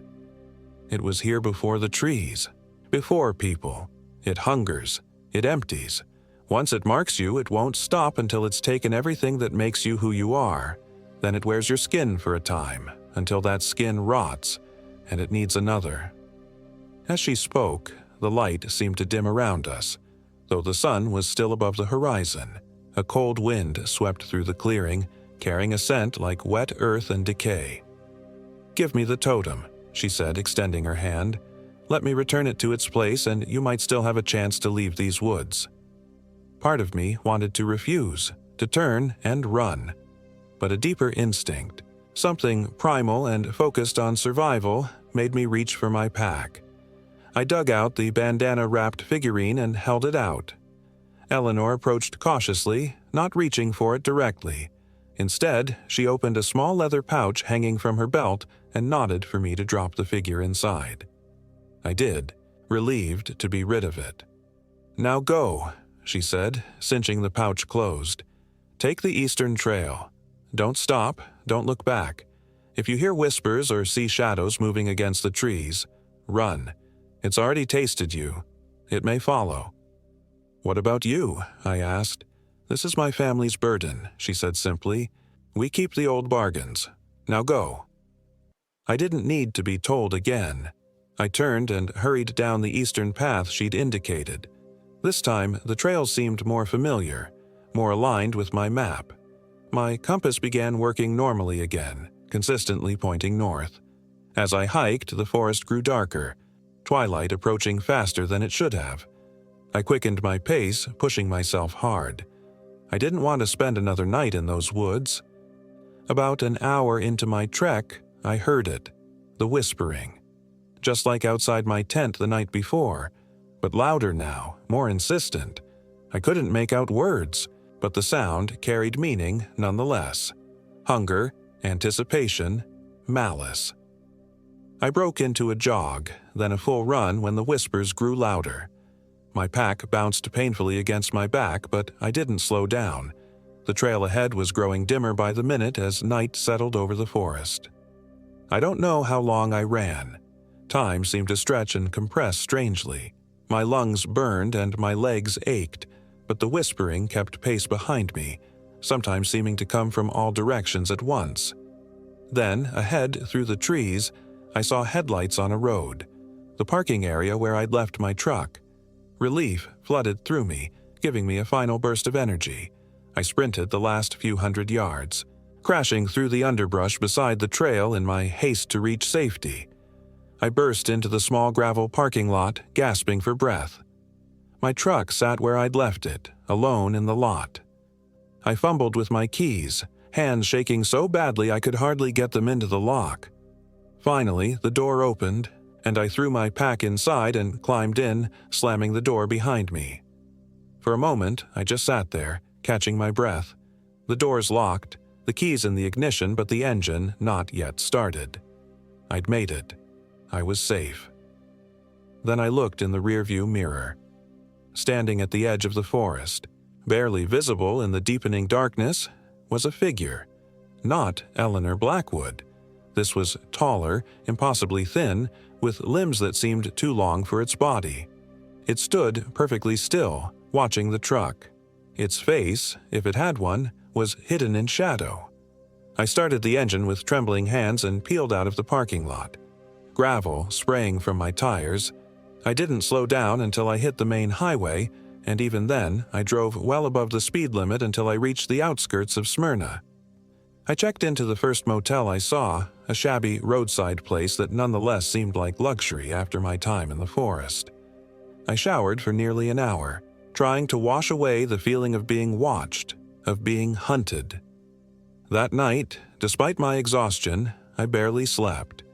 Every sound from outside, passing cars, the ice machine down the hall, other guests returning to their rooms, made me tense, expecting whispers, expecting the slow scratch of fingers against the door.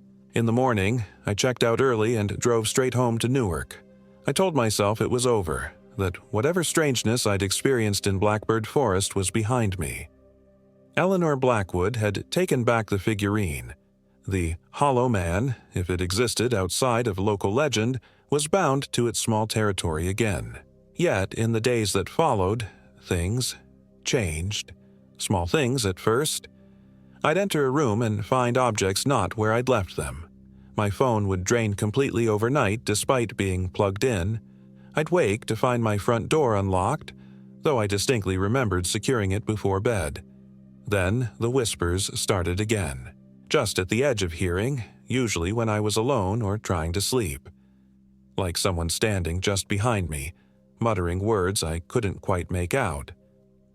A week after returning from the forest, I woke in the middle of the night to find my bedroom window open, curtains billowing in the breeze.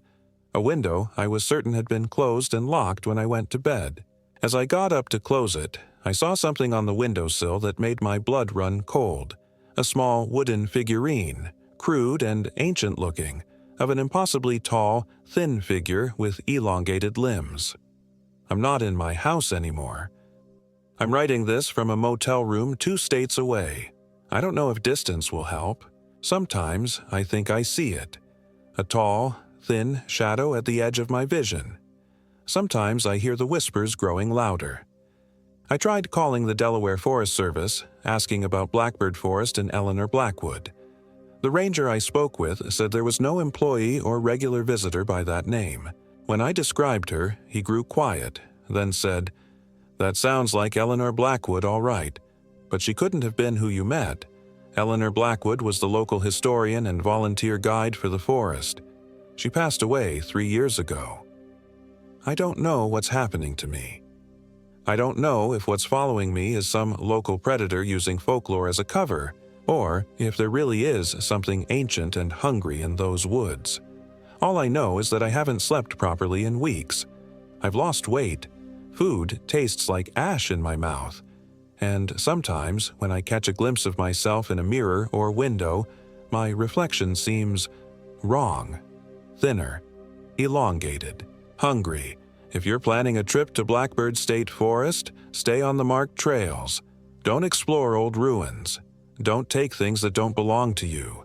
And if you hear whispers in the woods, run. Run, and don't look back. Because I think it's too late for me now. The whispers are inside my head. And I'm so hungry."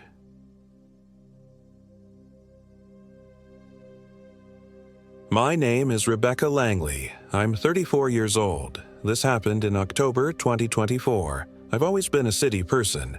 Growing up in Philadelphia, my idea of the outdoors was the well-manicured paths of Fairmount Park. But when my girlfriend Elise suggested we take a weekend camping trip to disconnect and reconnect, I reluctantly agreed. She'd been talking about Blackbird State Forest in Delaware for months, how it was just remote enough to feel like an escape but still accessible for beginners like me. "It'll be romantic," she promised, her blue eyes gleaming with excitement. "Just you, me, and the stars." Elise was an experienced hiker. She'd grown up in rural Vermont and had spent summers as a trail guide. Her lithe frame and sun-kissed skin spoke of someone comfortable in the wilderness. Meanwhile, my pale complexion and office-softened muscles betrayed my urban lifestyle. "We won't go anywhere too challenging," she assured me as we packed our gear into her weathered Subaru Outback. "There's a secluded spot near Tiebaut Track that not many people know about. It'll be perfect." It was a crisp autumn day when we set out. The trees along the highway flashed crimson and gold, and I felt a flicker of excitement despite my reservations. Maybe this would be good for us. Things had been tense lately. Subtle arguments, lingering silences, sleeping with our backs to each other. Perhaps Elise was right. Maybe we just needed to disconnect from the digital world and reconnect with each other. The drive took about an hour and a half. As Philadelphia's skyline disappeared in the rearview mirror, the landscape gradually shifted to rolling farmland, then dense woodland. We turned off the main road onto progressively narrower lanes until we reached the forest entrance. Blackbird State Forest seemed pleasant enough upon arrival. A few other cars were parked at the main trailhead, and a helpful ranger named Dave gave us a map, pointing out the marked trails and camping areas. "If you're looking for privacy, there's a nice spot about 3 miles in on the Kearney Mill Trail," he suggested, circling it on our map. "Beautiful views of the mill pond, especially at sunset." Elise shot me a knowing glance. This was exactly what she'd been hoping for. "Just be careful," Dave added, his weathered face growing serious. "Stay on the marked trails. We had some hikers get lost last month when they went exploring off-path. Took us 2 days to find them." "We'll be careful," Elise promised, already shouldering her backpack. Mine felt impossibly heavy as I awkwardly hoisted it onto my back. Elise had insisted we pack light, but her definition of the term seemed to include an improbable amount of gear. Still, I didn't complain. I wanted to prove I could handle this. The trail started easily enough, a well-maintained path winding through tall oaks and maples. The autumn foliage was breathtaking, leaves cascading around us like golden confetti. For the first mile, we encountered other hikers, mostly day trippers who nodded politely as they passed. But as we continued deeper, the forest changed. The trees grew closer together, their branches forming a dense canopy that dimmed the afternoon light. The trail narrowed, sometimes nearly disappearing under fallen leaves and protruding roots. The cheerful sounds of distant voices faded, replaced by the eerie silence of deep woods, occasionally punctuated by unidentifiable rustling in the underbrush. "Are you sure this is still the right trail?" I asked after we'd been walking for over 2 hours. According to the map, we should have reached the camping area by now. Elise frowned, studying the increasingly obsolete paper guide. "I think we missed a turn somewhere. The trail should have forked about half a mile back." I checked my phone, hoping for GPS guidance, but there was no signal. "Of course. Let's backtrack a bit," Elise suggested. "We can't be far off." But as we turned around, something strange happened. The path we'd just followed seemed different. Wider in some places, narrower in others. Trees I didn't remember passing now lined the trail. A sense of disorientation washed over me. "Elise, does this look the same to you?" She didn't answer immediately, her eyes scanning our surroundings with growing concern. "It should be fine," she finally said, but her voice lacked conviction. "Forests can play tricks on your perception. Let's just keep moving." The afternoon light was fading fast as we continued our retreat. My watch said it was only 4:30 p.m., but the forest was already cloaked in twilight shadows. October days were short, but this darkness felt premature, unnatural. "We need to find somewhere to camp soon," Elise admitted, "even if it's not the spot we planned." As if in answer to her words, the path suddenly opened into a small clearing. A fallen log created a natural bench beside a flat area perfect for pitching our tent. A circle of stones suggested others had used this spot for fires before. "This will do," Elise decided. "We can figure out where we are in the morning." Relieved to shed my backpack, I began helping with camp setup. Elise assembled our tent with practiced efficiency while I gathered firewood from the edges of the clearing. As I ventured a short distance into the trees, I noticed stone formations that seemed too regular to be natural, like the remnants of an old foundation. I mentioned it to Elise when I returned. "This area has a lot of history," she said, arranging kindling for our fire. "There were mills and homesteads throughout these woods in the 1800s. Most were abandoned after a series of deaths and disappearances." "Deaths and disappearances?" I paused in my work. "You're making that up to scare me." Elise grinned, but it didn't quite reach her eyes. "Look it up when we get back to civilization. In 1887, an entire family, the Carrolls, vanished from their homestead. The only trace was a journal belonging to the mother, Elizabeth Carroll. The final entry just said, 'It's watching us from the trees.'" A chill ran down my spine that had nothing to do with the dropping temperature. "Thanks for the bedtime story." "Just local history," Elise shrugged, lighting the fire. The flames caught quickly, casting our small clearing in flickering orange light. As darkness settled completely around us, the fire became our world. Everything beyond its glow faded to impenetrable black. We heated a simple dinner of freeze-dried chili and shared a flask of whiskey. The food was bland but warming, and the alcohol helped ease my growing unease. As we sat side by side on the log, Elise's shoulder pressed against mine, I found myself relaxing for the first time all day. "See, this isn't so bad," she murmured, her breath visible in the cooling air. I had to admit she was right. There was something primal and satisfying about sitting by a fire in the wilderness with someone you care about. The tensions between us seemed to dissipate as we shared stories and pointed out constellations appearing in the patches of sky visible through the canopy. It was while identifying Orion that I first noticed something odd. Between the trees at the edge of our clearing, just beyond the firelight's reach, I thought I saw movement. A shadow darker than the surrounding darkness, roughly human-shaped but too tall, too thin. I blinked, and it was gone. "Did you see that?" I whispered. "See what?" Elise followed my gaze but saw nothing unusual. "Nothing. Just my eyes playing tricks, I guess." We turned in shortly after, the day's exertion catching up with us. Our tent was small but comfortable, our sleeping bags arranged close together. Elise fell asleep almost immediately, her breathing deep and regular, but I lay awake, listening to the sounds of the forest. Without the fire, the darkness was absolute. The noises were subtle at first, the normal creaking of trees and rustling of nocturnal animals, but slowly other sounds emerged. A rhythmic tapping, like fingernails on wood. A low, sustained note that might have been wind through hollow trees but sounded disturbingly like distant singing. And once, a sound like my name being whispered just outside our tent. I told myself it was my imagination, overtired nerves interpreting natural phenomena through a lens of anxiety. But when a twig snapped loudly, as if under a deliberate footstep just feet from our tent, I couldn't help but shake Elise awake. "Someone's out there," I hissed. She listened for a moment, then sighed. "It's just forest sounds, Becca. Animals, wind, settling trees. It feels like we're being watched." Elise propped herself up on one elbow. In the faint moonlight filtering through the tent fabric, her expression was unreadable. "Do you want me to go look?" "No." I grabbed her arm. "Don't go out there." "Then try to sleep. Everything seems scarier at night." She was right, of course. I was being childish. I forced myself to close my eyes, focusing on Elise's steady breathing beside me.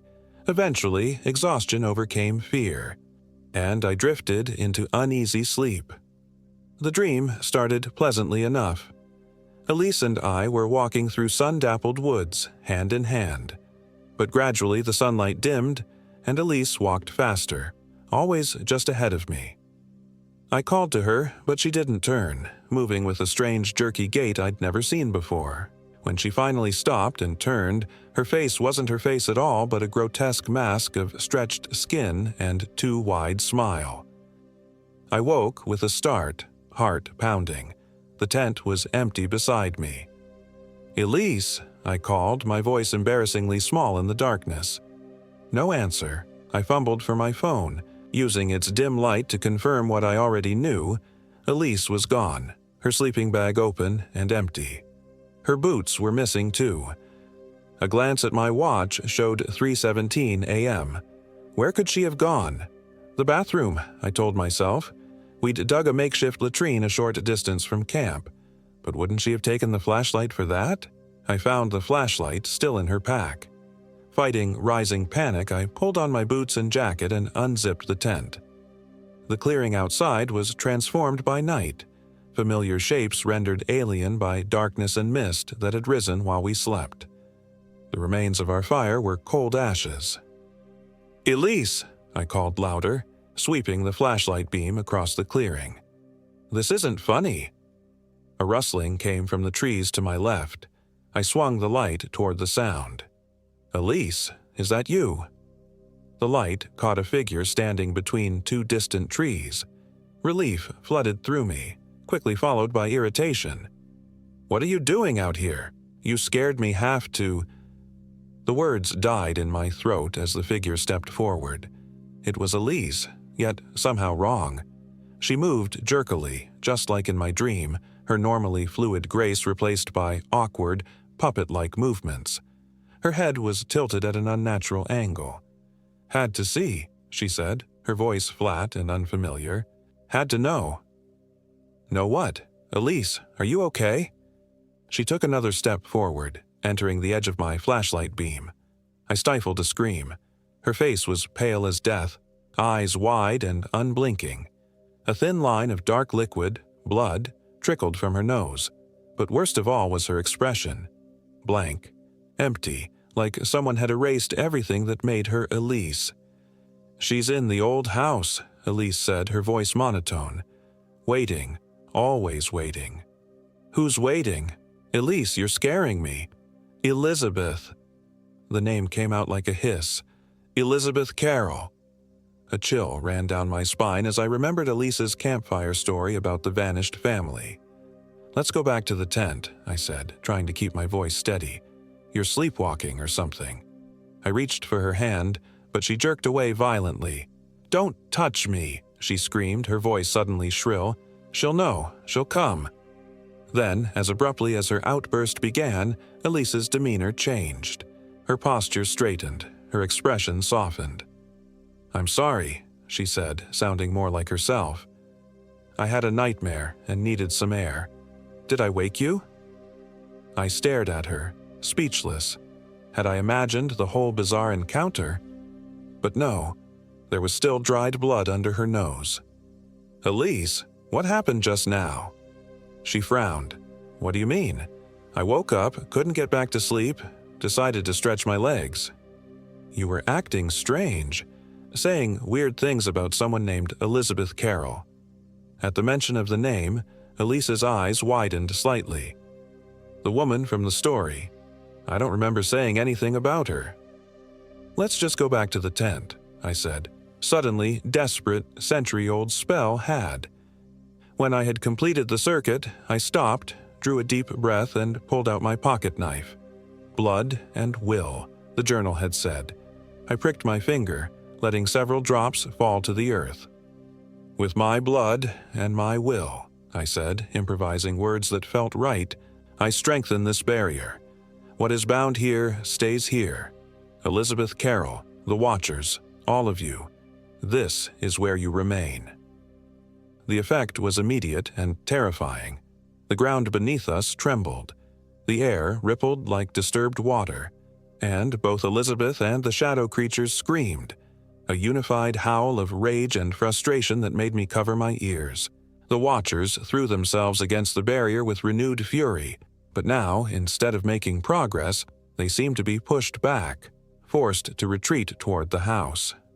Elizabeth, too, was affected, Elise's body convulsing as she fought against the reinforced binding. "What have you done?" she snarled. Her voice distorting between Elise's familiar tones and something older, colder. "Given you a choice," I said, approaching her cautiously, "you can fight this binding forever, or you can let Elise go and accept what you are." "And what am I?" she spat. "A guardian," I said, the word coming from nowhere yet feeling absolutely right. "You bound yourself here to contain these things. You've kept them from spreading beyond this forest for over a century. That's not nothing, Elizabeth. That's a purpose." Something shifted in her expression, a flicker of the woman she'd once been, perhaps. "I just wanted to be free," she whispered. "I know, and I'm sorry. But your freedom can't come at the cost of Elise's life or the safety of others." The shadows were retreating now, flowing back into the house like a tide returning to the sea. The pressure in the air was lessening, the unnatural darkness lifting. Elizabeth looked at the house, then back at me. Indecision warred on Elise's features. If I release her, I return to the half-life, watching, waiting, alone. "Not completely alone," I said. "I know about you now. I can make sure others know, too. Your story, your sacrifice. It won't be forgotten again." She was silent for a long moment. Then, with a sigh that seemed to come from somewhere far deeper than Elise's lungs, she nodded. "Stand back." I retreated several steps, watching anxiously as Elizabeth closed Elise's eyes. A shudder ran through Elise's body, followed by another, more violent one. Her back arched, her mouth opened in a silent scream. For one terrible moment I thought I'd made a terrible mistake, that Elise was dying before my eyes. Then a pale mist seeped from her pores, from her mouth and eyes, gathering in the air before her. It swirled and condensed, taking on a vaguely human shape, the ghostly outline of a woman in 19th century dress, her face gaunt but dignified. Elise collapsed to the ground like a puppet with cut strings. I rushed to her side, cradling her head. "Elise, can you hear me?" Her eyelids fluttered. When they opened, they were her eyes again, the familiar blue I knew so well. "Becca," she murmured. "What happened? Where are we?" Before I could answer, the spectral form of Elizabeth Carroll drifted toward us. Elise gasped, pressing closer to me in fear. "Thank you," Elizabeth's voice whispered, barely audible, "for reminding me of my purpose." Then she turned, floating toward the house where the last of the shadow creatures had retreated. At the threshold she paused, looking back at us one final time. "Leave this place," she said. "Tell them to close the trails near here. No one should come to these woods again." With that, she vanished into the darkness of the ruined house. For a moment, I thought I heard a clash, like combat between beings I couldn't comprehend. Then silence. Elise was shaking in my arms. "Becca, what the hell just happened? Who was that? Why can't I remember how we got here?" "It's complicated," I said, helping her to her feet. "I'll explain everything, but first we need to get out of these woods." Gathering our packs, which had somehow ended up scattered around the clearing, we hurried away from the Carroll house. I kept the journal, tucked safely in my pack, evidence of what had happened and a reminder of the woman who had spent over a century containing a horror few would ever know about. The forest seemed brighter now, less oppressive. We found a marked trail within 15 minutes, and from there made our way back to the ranger station by mid-afternoon. The ranger, Dave, was shocked at our disheveled appearance. "Got lost, did you?" he asked, looking us over with concern. "Happens sometimes, even with good maps." "You could say that," I replied. Then, remembering Elizabeth's final words, "You should close the trails near Tyboot Tract, specifically around the old foundations to the northeast." Dave frowned. "The Carroll place? Nobody's supposed to go there anyway. It's off limits. Dangerous structure, historical preservation, all that." "Well, we ended up there accidentally. It's not safe." He nodded slowly. "I'll mention it to the Park Service. Get some better barriers put up, maybe." As we drove away from Blackbird State Forest, Elise was quiet, staring out the window with a troubled expression. I'd given her the bare minimum explanation that we'd gotten lost, found an old house, and she'd had some kind of episode that I attributed to possible carbon monoxide poisoning from the decaying structure. She seemed to accept this, though I could tell she was disturbed by her missing memories. "I feel like there's something important I'm forgetting," she said as Philadelphia's skyline came into view, "something I was supposed to learn." I thought of Elizabeth Carroll, bound to that clearing for eternity, standing guard against horrors that would have otherwise spread beyond those woods. Of her sacrifice, first unwilling and now chosen. "Maybe some things are better forgotten," I said, reaching over to squeeze her hand. "But I'll remember for both of us." Elise smiled, though confusion still lingered in her eyes. "Next time, let's just go to a hotel with a spa, okay?" "Deal." I never told Elise the full truth of what happened in Blackbird Forest. How could I? It would sound like madness, and why burden her with knowledge of things that exist beyond the comfortable boundaries of our reality? But I kept Elizabeth Carroll's journal. Sometimes, late at night, I read it again, tracing the increasingly desperate entries of a woman who sacrificed her chance at peace to contain an ancient evil. I've considered publishing her story someday, perhaps as fiction, a way to honor her request that she not be forgotten. And I never venture into remote woods anymore. The deeper wilderness holds secrets better left undisturbed, guardians better left to their eternal watch. Sometimes, when I look at the trees lining the highway or filling city parks, I can't help but wonder, what might be watching from their shadows? What ancient things might dwell in the dark spaces between their trunks, held at bay by boundaries both seen and unseen? I pray I never have to find out again. And to be inside our fragile nylon shelter, as if it could protect us from whatever was happening. Elise agreed, but as we turned, a sound froze us in place, a long, keening wail that was neither animal nor human, emanating from deep in the forest. It rose in pitch until it was almost unbearable, then abruptly cut off. "What the hell was that?" I whispered. Elise didn't answer. She was staring into the darkness, her body rigid. "We should go," I said. "Pack up and hike out. Now." "In the dark?" Elise shook her head. "That's how people get lost and die out here. We wait for morning." She was right, logically, but nothing about this situation felt logical anymore. Back in the tent, neither of us could sleep. We lay side by side, listening to the sounds of the forest, which now seemed loaded with malice. Occasionally, Elise would twitch or mutter something unintelligible.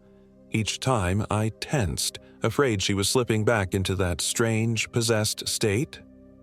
When the first gray light of dawn finally seeped through the tent walls, I nearly cried with relief. We packed quickly, hardly speaking. As Elise rolled up her sleeping bag, I noticed scratches on her arms that hadn't been there the day before. Long, parallel marks like fingernails had been dragged across her skin. "What happened to your arms?" I asked. She glanced down, seeming surprised. "Must have brushed against some thorns last night." But there had been no thorny plants where she'd been standing. We skipped breakfast, both eager to leave this place. As we shouldered our packs, I took one last look at our campsite. The stone remnants I'd noticed yesterday seemed more defined in the morning light, definitely the foundation of some long-abandoned structure. "The Carroll homestead," I murmured. Elise's head snapped toward me. "What did you say?" "Nothing. Let's go." We tried to retrace our steps from the previous day, but nothing looked familiar. The trail that had led us to the clearing seemed to have vanished overnight. Instead, we found ourselves pushing through increasingly dense underbrush, the trees closing in around us. My phone still showed no signal, and even more concerning, the compass app was malfunctioning, the needle spinning wildly in all directions. Elise's physical compass was doing the same. "This isn't right," she muttered, tapping the device. "Something's interfering with it." After an hour of aimless wandering, we stumbled upon what appeared to be an actual trail. It wasn't marked on our map, but it was clearly human-made, too straight and well-defined to be natural. "Should we follow it?" I asked. Elise hesitated. "It's not on the map, but it has to lead somewhere." The trail wound through the oldest part of the forest we'd seen yet, massive trees that must have been hundreds of years old, their gnarled roots breaking through the soil like arthritic fingers. The foliage was so dense that even though it was morning, we walked in perpetual twilight. We'd been following this new path for perhaps 20 minutes when we came to a clearing much larger than the one where we'd camped. In its center stood a house, or what remained of one. Weathered gray timbers formed the skeleton of a two-story structure, portions of walls still standing, windows gaping like empty eye sockets. Nature had begun reclaiming it. Vines twisted through the framework, and a young tree grew through what must have been the living room. "This can't be right," Elise said, studying our map. "There are no structures marked here." But I knew what we were looking at. "It's the Carroll house, isn't it? From your story." Elise didn't answer. She was staring at the ruined building with an expression I couldn't read. "We should go around," I suggested. "Find another way." "No." Elise's voice had that strange, flat quality again. "We need to go inside." "Are you crazy? That thing looks ready to collapse." But Elise was already moving toward the house, her gait once again taking on that unsettling, puppet-like quality. "Elise, stop!" I ran after her, grabbing her arm. She turned to face me, and I recoiled. Her eyes were glassy, unfocused, her pupils so dilated that her blue irises were nearly swallowed by black. "She's waiting," Elise said in that not her voice. "She's been so lonely." "Who's waiting? Elise, snap out of it." For a moment, confusion crossed her face as if she were fighting against something. "Becca, I can't." Then her expression hardened again, and she wrenched her arm from my grasp with surprising strength. Before I could stop her, she disappeared through the decaying doorway into the shadowed interior of the house. I stood frozen, terror and indecision paralyzing me.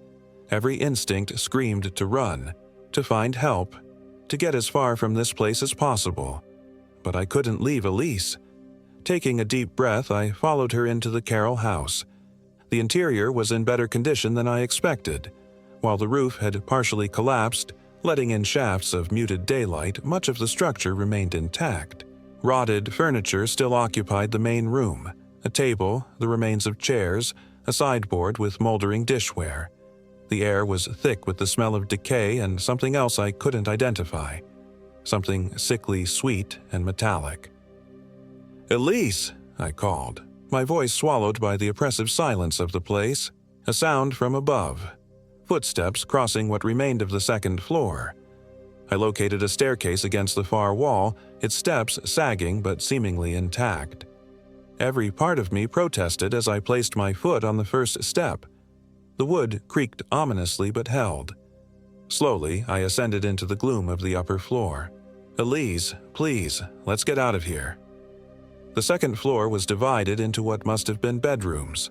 Most of the interior walls had collapsed, creating one large space broken only by support beams and remnants of door frames. Amazingly, a bed frame still stood in one corner, its mattress long gone but its iron framework intact. Beside it was a small table, and on that table sat an object that looked jarringly out of place in the decayed setting. A book, its leather binding weathered but still whole. And beside that book stood Elise, her back to me, staring at something I couldn't see. "She kept a record," Elise said without turning, "of everything she saw, everything she learned." I approached cautiously. "Who, Elise? Who are you talking about?" Elizabeth Carroll. She knew what lived in these woods, what had always lived here, long before settlers came. I was close enough now to see what Elise was staring at. A crude symbol carved into the wall above where the table stood. It looked like a stick figure but with too many limbs, all bent at unnatural angles. "Elise, you're scaring me. Let's leave this place." She turned then, and I gasped. Her face was streaked with dirt and what looked like blood, her eyes wild.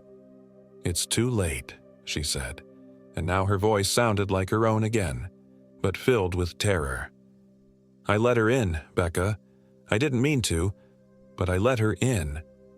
"Let who in? What are you talking about?" "Elizabeth. She needed a body. She's been trapped here for so long, waiting for someone suitable." Elise's voice broke. "She's in my head, Becca. I can feel her thoughts, her memories." I reached for her hand, ignoring my fear. "We're getting out of here. Now."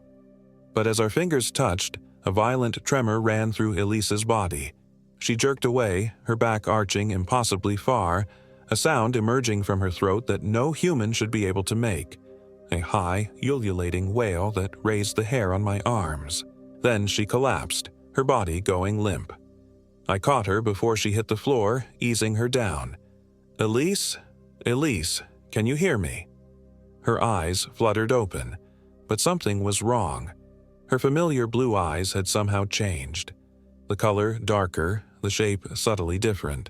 When she spoke, her voice was lower, with an accent I'd never heard from her before. "Your friend is still here," she said, "but so am I." I scrambled backward. "Who are you?" The thing wearing Elise's face sat up, movements fluid yet wrong, like someone wearing ill-fitting clothes. "You know who I am." "Elizabeth Carroll." She smiled, Elise's features rearranging into an expression I'd never seen on her face, something cold and calculating. "What's left of her? I've been here so long, alone with them." "Them?" Her gaze shifted to the window, where branches from the encroaching forest nearly touched the glass. "The ones who took my family. Who would have taken me if I hadn't found a way to bind myself to this place?" She looked down at Elise's hands, flexing the fingers experimentally. "But it's a half-life, trapped between worlds. I needed a body." Horror washed over me as I realized what she was saying. "You're possessing her." "Sharing," Elizabeth corrected. "For now. Soon she'll fade, and I'll have complete control. Then I can finally leave this cursed place." "Let her go," I demanded, fear giving way to anger. "Whatever happened to you and your family, it's not Elise's fault." Elizabeth's expression on Elise's face hardened. "You don't understand what it's been like, watching, waiting, as decades passed. The loneliness, the hunger for life." As she spoke, the air in the room seemed to thicken. shadows gathering in the corners despite the daylight outside. A low humming began, vibrating through the floorboards. "They're coming," Elizabeth whispered, sudden fear replacing her confidence. "They always come when I try to leave." The humming grew louder, resolving into something like voices, a multitude of them, whispering words just below the threshold of comprehension. The shadows in the corners began to move, stretching toward us with impossible, elongated limbs. "What's happening?" I asked, backing toward the stairs. "The Watchers," Elizabeth said. "The ones who took my family. They want me too. And now they want your friend." One of the shadow forms detached from the wall, flowing across the floor like ink through water. It rose up before us, taking a vaguely humanoid shape, but wrong. Too tall, too thin, with limbs that bent backward and a head that tilted at an impossible angle. Other shapes followed, emerging from every dark corner of the room, moving with a jerky, insectile grace that made my stomach turn. They surrounded us, their forms constantly shifting and flowing, never quite resolving into anything definite except for their eyes. Countless pinpricks of pale blue light that floated within the darkness of their bodies.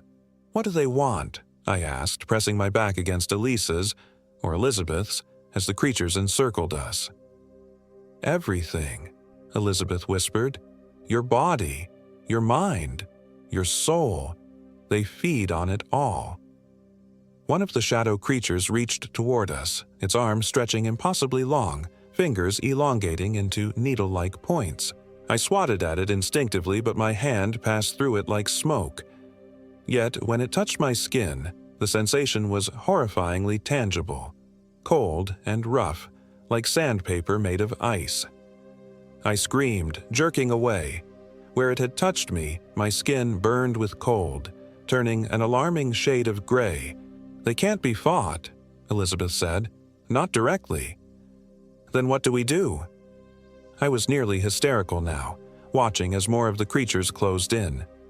Elizabeth's eyes, in Elise's face, narrowed with calculation.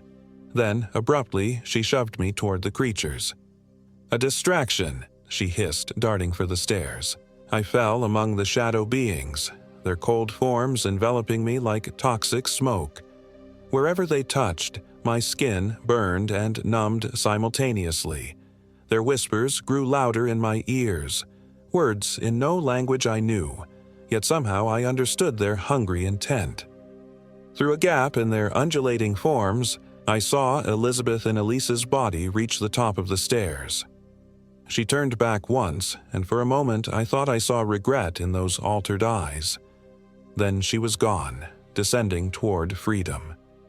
Anger surged through me, not just at Elizabeth's betrayal, but at the thought of losing Elise. I hadn't come this far, faced these impossible horrors, to give up now. The journal. Elizabeth had mentioned it. The record she'd kept. If she'd found a way to bind herself to this place, perhaps the method was recorded there, and perhaps it could be undone. Fighting against the nauseating touch of the shadow creatures, I lunged toward the small table where the leather-bound book still lay. My fingers closed around it just as one of the Watchers wrapped its elongated limbs around my waist, its touch burning through my clothing. Pain drove me to my knees, but I clutched the journal to my chest. If I could just open it, find what I needed. The creatures pressed closer, their whispers rising to a deafening chorus. My vision began to dim, black spots dancing before my eyes. With the last of my strength, I forced the book open to a random page. The handwriting was cramped and frantic, but legible. They cannot abide their own reflection. Whatever these beings are, they flee from themselves when mirrored. I've used this to keep them at bay, surrounding my binding circle with shards of looking glass. Reflection. Mirrors. I desperately searched my pockets and pack. Nothing useful until my fingers closed around my phone. Its black screen, when powered off, was reflective. I activated the screen, its light pitifully small in the surrounding darkness. But when I turned it toward the nearest shadow creature, holding the glossy surface like a shield, The effect was immediate. The being recoiled, its form rippling as if in pain. The whispers took on a higher pitch. Distress or anger, I couldn't tell. I scrambled to my feet, waving the phone at the encroaching shadows. They retreated enough to clear a path to the stairs. Not waiting for them to recover, I ran, nearly falling down the rotting steps in my haste. On the ground floor, I could hear movement from outside, someone or something circling the house. Elizabeth, trying to escape the property, or something worse. I had the journal. If there was a way to drive Elizabeth out of Elise's body, it might be in these pages, but I needed time and safety to search for it. The front door stood open to the clearing, but I hesitated. What if the watchers could follow me outside? What if there were more of them in the forest? A crash from above decided me. Part of the upper floor giving way or the creatures breaking through whatever invisible barrier had confined them to that space. Either way, I couldn't stay. I burst out of the house into the clearing. The daylight seemed unnaturally bright after the gloom inside, momentarily blinding me. When my vision cleared, I saw Elise, or rather Elizabeth in Elise's body, at the edge of the clearing, struggling against invisible restraints. She thrashed and clawed at the air, her face contorted with effort. "It won't let me leave," she cried when she saw me. "The binding is too strong." I approached cautiously, keeping my distance. "What binding?" "The spell that's kept me here all these years." She gestured at the ground. For the first time, I noticed that the clearing wasn't natural. It formed a perfect circle around the house, the grass giving way to bare earth at its edge, as if nothing would grow there. I thought with a physical body I could cross it, but I was wrong. A plan began forming in my mind. If Elizabeth was bound to this place, perhaps I could use that. Force her to release Elise. "Let my friend go," I demanded, holding up the journal. "Or I'll destroy your only record." Elizabeth's eyes widened.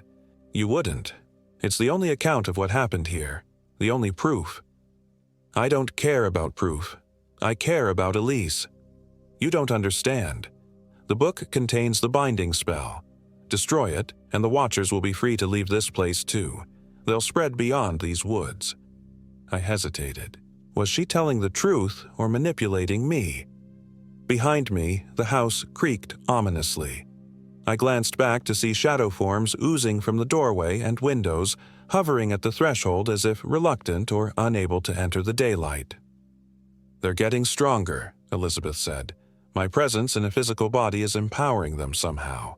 Soon, they'll be able to cross into the clearing, and then we're both doomed. Then let Elise go. Return to whatever you were before." "I can't. Once the possession is complete, it can't be undone except by my willing departure or—" She trailed off. "Or what?" Elizabeth's gaze dropped to the ground. "Or by the host's death." Ice formed in my stomach. No, there has to be another way. There isn't. Elizabeth's voice, Elise's voice, softened. "I'm sorry, I was desperate, alone for so long." I opened the journal, frantically flipping through pages.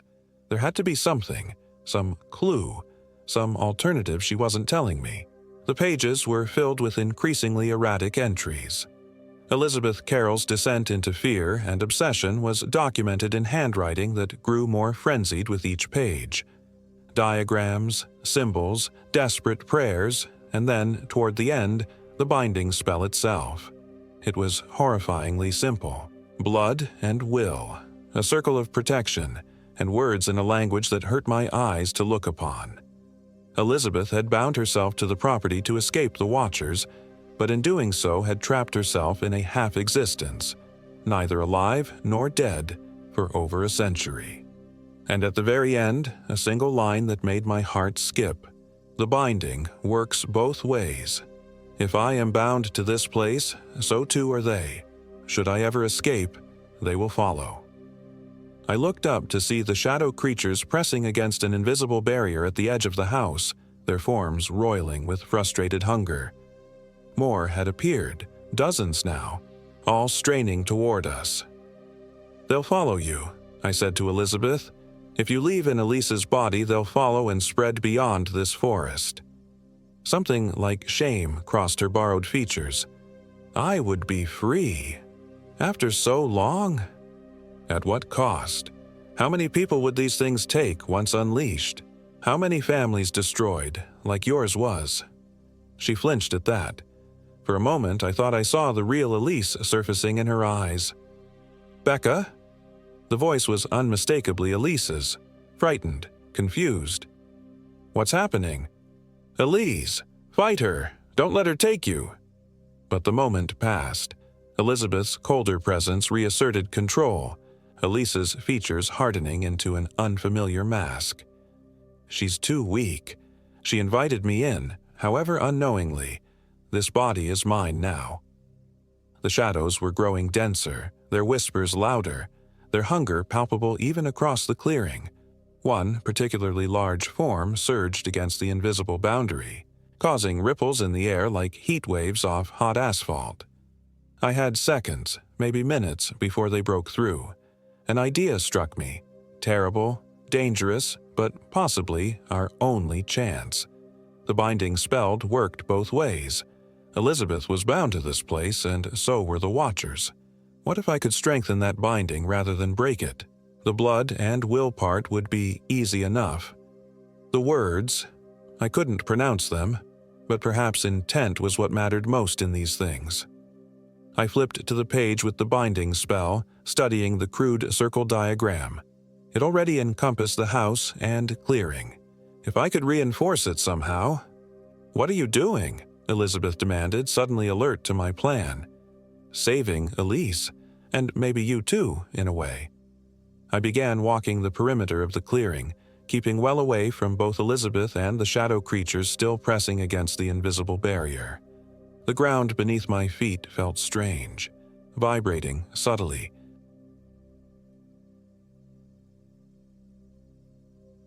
My name is Elijah Mercer. I'm 34 years old. This happened in October of 2024, though sometimes it feels like yesterday. Sometimes it feels like it's still happening. The Blackbird State Forest in Delaware wasn't our first choice for our annual team-building retreat. But after last year's fiasco at the beach resort, where Marcus had gotten so drunk he'd tried to swim to the horizon at 3 a.m., our supervisor Hannah had insisted on somewhere more isolated. Somewhere with fewer distractions, she'd said with that tight smile that meant she was remembering fishing Marcus out of the Atlantic. We were 6 in total: me, Marcus, Hannah, Diane, Trevor, and Liam. All of us worked at Pinnacle Marketing in Wilmington, a digital ad agency where the pressure was high and the turnover was higher. These annual retreats were supposed to strengthen team bonds, but usually they just meant drinking somewhere that wasn't the office. Hannah had arranged everything, booking 3 rustic cabins at the northern edge of Blackbird Forest. "They're primitive," she warned us. "Limited cell service, minimal electricity, and outdoor toilets. But there's a main lodge with Wi-Fi if you get desperate." "It'll be a chance to disconnect," Diane had said optimistically. Diane was always optimistic. At 42, she was the oldest on our team and had a maternal air that made her both comforting and slightly annoying. She'd already packed first aid supplies for everyone, as if we were children going to summer camp. The cabins were a 2-mile hike from the parking area. When we arrived that Friday afternoon, the ranger station was already closed, but Hannah had the cabin keys and a crude map. "Everyone got their phones charged?" Trevor asked, looking nervously at the dense forest ahead.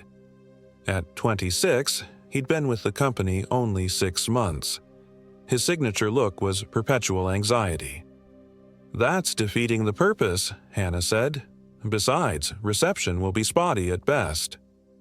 "Great," Marcus muttered. He was still bitter about being forced to come. After the beach incident, which had resulted in a mild case of hypothermia and major damage to his pride, he'd been hoping for a pass this year. No such luck.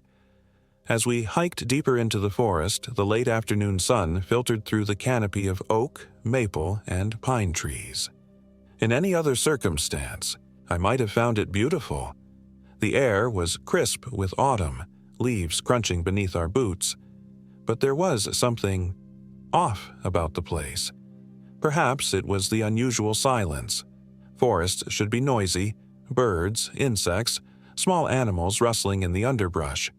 But Blackbird was eerily quiet. Anyone else think it's too quiet? Liam voiced my thoughts. He was our creative director, a tall, bearded man with sharp eyes that missed nothing. Where are all the birds?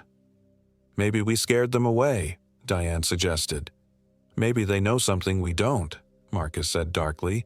Hannah shot him a look. Don't start. Our cabins were nestled in a small clearing. Simple wooden structures with slanted roofs, each with a tiny porch and a single window. They looked like they'd been there for decades, the wood weathered gray by time and elements. Home sweet home, Hannah announced, distributing the keys. 2 people per cabin. I've already assigned rooms. Diane and I will take cabin 1, Elijah and Marcus in cabin 2, Trevor and Liam in cabin 3. Marcus groaned beside me. We'd been friends once before the company had promoted me over him last year. Now, there was always an undercurrent of resentment in our interactions. 2 days sharing a tiny cabin with him wasn't my idea of fun either. Let's get settled before dark, Hannah continued. We'll meet at the fire pit for dinner at 7. I've brought hot dogs and marshmallows. Cabin 2 was as basic inside as out. 2 twin beds with thin mattresses, a small table with a kerosene lamp, and a wood-burning stove that looked ancient. Dibs on the bed away from the window, Marcus said immediately, dropping his pack on it. Fine by me. I didn't care which bed I got. I was more concerned with the overall feeling of wrongness that I couldn't shake. Maybe it was just being in nature after months of city living. Or maybe it was the knowledge that I was sharing a small space with someone who probably wouldn't mind if I disappeared into the woods. As I unpacked, I noticed weird scratches on the cabin wall next to my bed. At first, I thought they were just gouges in the wood, but looking closer, they seemed deliberate, like someone had carved a pattern. 5 vertical lines with a horizontal line crossing through them, repeated several times. Check this out, I called to Marcus. He barely glanced over. Probably just kids messing around. It looks like some kind of tally, I said, or a symbol. Whatever. He busied himself with arranging his sleeping bag. By the time we headed to the fire pit, dusk had fallen. The forest seemed to press in closer in the fading light. Hannah had already started a fire, and Diane was setting out paper plates and plastic utensils. Everyone settled in? Hannah asked brightly. My cabin has no heat, Liam complained. The stove's broken. Ours too, I said. We'll need extra blankets if it gets as cold as the forecast says. There should be some in the supply box under each bed, Hannah said. If not, we can share. We roasted hot dogs and marshmallows over the fire, the flames casting long shadows across our faces. Someone produced a flask of whiskey, which made its way around the circle. The alcohol and food helped ease the strange tension I'd been feeling, and soon we were sharing office gossip and client horror stories. Did you hear about Rivertech pulling their account? Trevor asked, his face flushed from whiskey. No way, Diane gasped. That was like 20% of our billings. Guess we'd better make sure this retreat works then, Marcus said. We need to be a well-oiled machine when we get back. Hannah stood suddenly. I almost forgot. I have team-building exercises planned for tomorrow. We'll split into pairs and do a scavenger hunt through the forest. A chorus of groans met this announcement. Come on, she cajoled. It'll be fun, and the winning team gets to skip the monthly revenue report meeting. That got everyone's attention. Those meetings were notorious for lasting hours. As the fire died down and the whiskey ran out, we drifted back to our cabins. The night had grown cold, and I could see my breath clouding in front of me. Marcus and I didn't speak as we prepared for bed. I found the extra blankets Hannah had mentioned and piled them on top of my sleeping bag. Just as I was about to turn off the kerosene lamp, I heard it, a faint melodic whistling from somewhere in the forest. Do you hear that? I asked Marcus. He cocked his head. Hear what? I frowned. The sound was distinct, a tune that was almost familiar, like something from childhood that I couldn't quite place. Nothing. Must have been the wind. But as I lay in the darkness, I kept hearing it. That haunting, gentle whistle. Sometimes seeming close, sometimes far away. It wasn't until I was on the edge of sleep that I realized what it reminded me of. The lullaby my grandmother used to sing. But that was impossible. My grandmother had been dead for 20 years, and her lullaby had been in Polish, a language no one else I knew spoke. I must have fallen asleep eventually because the next thing I knew, Marcus was shaking me awake. "Dude, get up. It's almost 9, and Hannah's already been by twice." I blinked groggily. Sunlight streamed through the dusty window, much brighter than it should have been at 9 in the morning. "What time is it really?" I asked, reaching for my phone. The battery was at 20%, even though I'd charged it fully before we left. 9. I told you. Marcus was already dressed in hiking boots and a fleece. "They're waiting for us at the fire pit. The scavenger hunt, remember?" I dressed quickly and splashed water on my face from a jug we'd brought. Outside, the day was crisp and clear, but the unnatural silence of the forest persisted. No birds, no squirrels, not even the buzz of insects. At the fire pit, the others were huddled around a map Hannah had spread out. "Finally," Hannah said as we approached. "Okay, here's how this works. I've hidden 5 objects throughout this section of the forest." She indicated an area on the map. Each team needs to find one specific object. First team back with their object wins. Simple. "What are the teams?" Diane asked. "I thought we'd mix it up. Elijah and Trevor, Marcus and me, Diane and Liam." I glanced at Trevor, who gave me a nervous smile.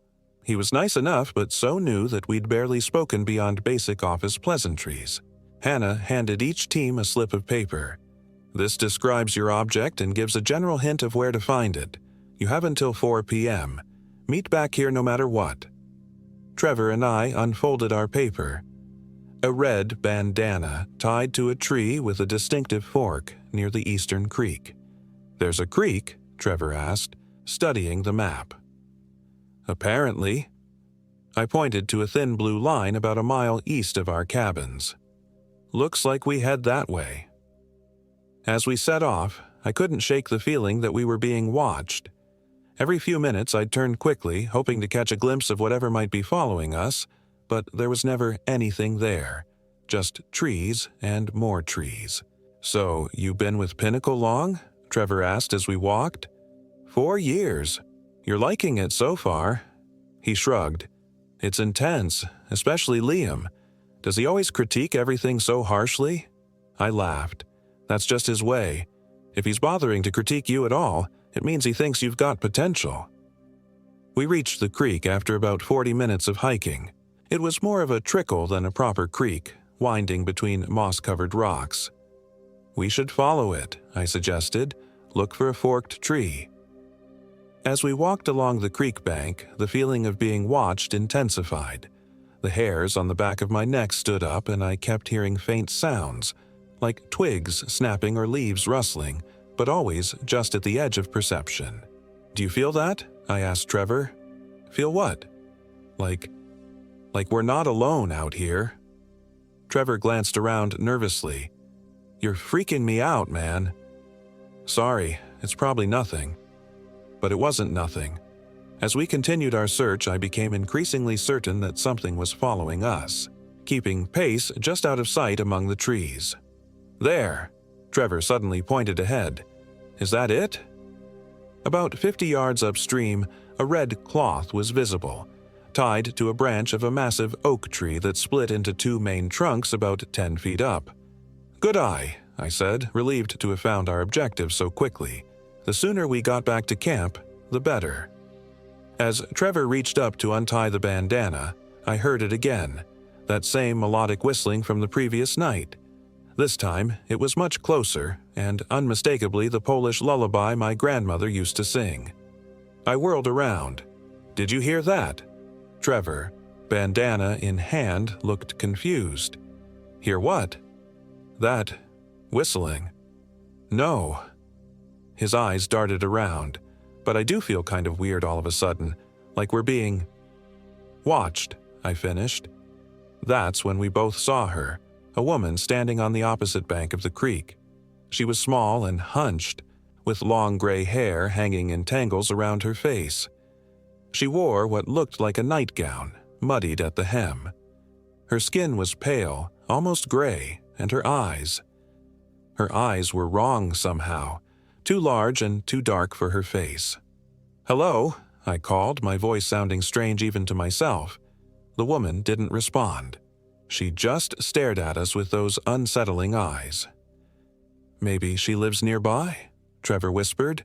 "Should we ask if she's okay?" Before I could answer, the woman opened her mouth. What came out wasn't speech, but that same whistled lullaby I'd been hearing. The melody drifted across the creek, somehow both beautiful and terrifying. "We need to go," I said, grabbing Trevor's arm. "Now."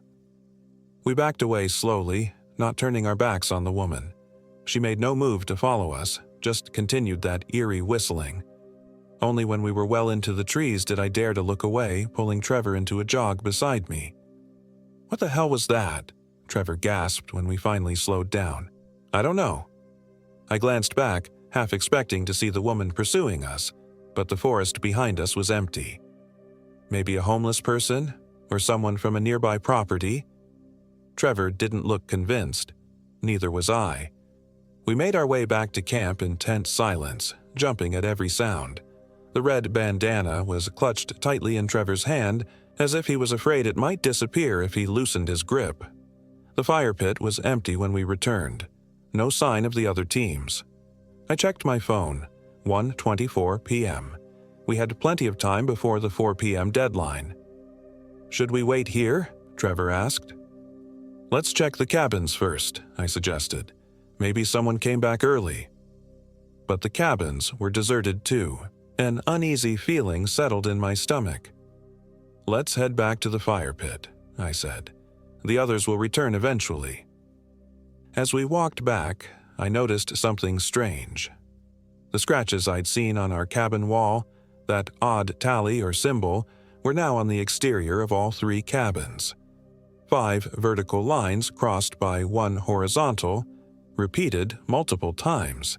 They looked freshly carved, the wood pale where it had been exposed. "Were those there before?" I asked, pointing. Trevor frowned. "I don't think so. What are they?" "I don't know. I saw them inside our cabin yesterday, but not on the outside. And definitely not on all the cabins." We returned to the fire pit and built a small fire, more for comfort than warmth. The day had grown overcast, and a chill wind had picked up, rustling through the trees with whispered urgency. By 3:30, there was still no sign of the others. My attempts to call or text them failed, no service as expected. Trevor was visibly anxious, his leg jiggling as he sat on a log by the fire. "Maybe they got lost," he suggested. "All 4 of them? With maps?" "What should we do?" I stood up. "I'm going to check the cabins one more time. Then we might need to hike out to the ranger station. We can't just leave them." "We're not leaving them. We're getting help." The cabins were still empty, but as I approached ours, I noticed the door was ajar. I was certain we'd closed it earlier. "Hello?" I called, pushing the door open wider. The interior was exactly as we'd left it, except for one thing. On my bed lay a small, crudely made doll fashioned from twigs and twine. Its head was a knot of roots, with small stones pressed in for eyes. "What the hell?" Trevor whispered behind me. I picked up the doll cautiously. It felt wrong in my hand, not just unpleasant but actively malevolent, as if the twigs and twine harbored some dark intent. "We should go," Trevor said. "Right now." I agreed, but as I turned to leave, something caught my eye. More of those scratched symbols had appeared on the inside walls, dozens of them now, covering every surface. 5 vertical lines, 1 horizontal crossing through. Outside, the wind had picked up, and the sky had darkened considerably. It looked like a storm was brewing. "We need to get to the ranger station," I said. "Now." We gathered what supplies we could carry quickly, water, energy bars, flashlights, and set off down the trail toward the parking area. Neither of us spoke about the doll or the symbols. It was as if naming them might give them more power. We'd gone perhaps half a mile when we heard voices ahead. "Hello?" I called out. "Hannah? Liam?" Figures emerged from the trees, Hannah and Marcus looking disheveled but unharmed. "Where have you been?" I demanded. "We've been waiting for hours." Hannah gave me a strange look. "What are you talking about? It's barely noon." I checked my phone. 4:17 p.m. "No, it's after 4. Marcus pulled out his phone. "My phone says 11:52. Trevor showed them his phone, which matched mine. "This is weird." "Did you find your object?" Hannah asked, seemingly unconcerned about the time discrepancy. "Yes," Trevor said, producing the red bandana. "What about you?" "Still looking," Marcus admitted. "We're trying to find a blue-painted rock by a tree with a face." "Have you seen Diane and Liam?" I asked. Hannah shook her head. "Not since this morning." I explained about our plan to go to the ranger station, but Hannah was dismissive. "We can't leave without Diane and Liam. They probably just lost track of time." "There's something wrong here," I insisted, and told them about the woman by the creek, the doll on my bed, and the symbols multiplying across the cabins. "You're overreacting," Hannah said, but I could see doubt in her eyes. "But fine. If they're not back by actual 4 p.m., we'll go for help." We returned to camp together. The fire we'd built had died down to embers, though it seemed like it had burned through much more wood than it should have in what Hannah and Marcus believed was less than an hour. At 4:30 by my phone, 12:05 by Hannah's, Diane emerged from the forest alone. She was limping slightly with a torn sleeve and scratches on her face. "What happened?" I rushed to help her to a log by the fire. "Where's Liam?" Diane's eyes were wide with shock. "I don't know. We got separated about an hour ago. I've been looking everywhere for him." "Separated how?" Hannah demanded.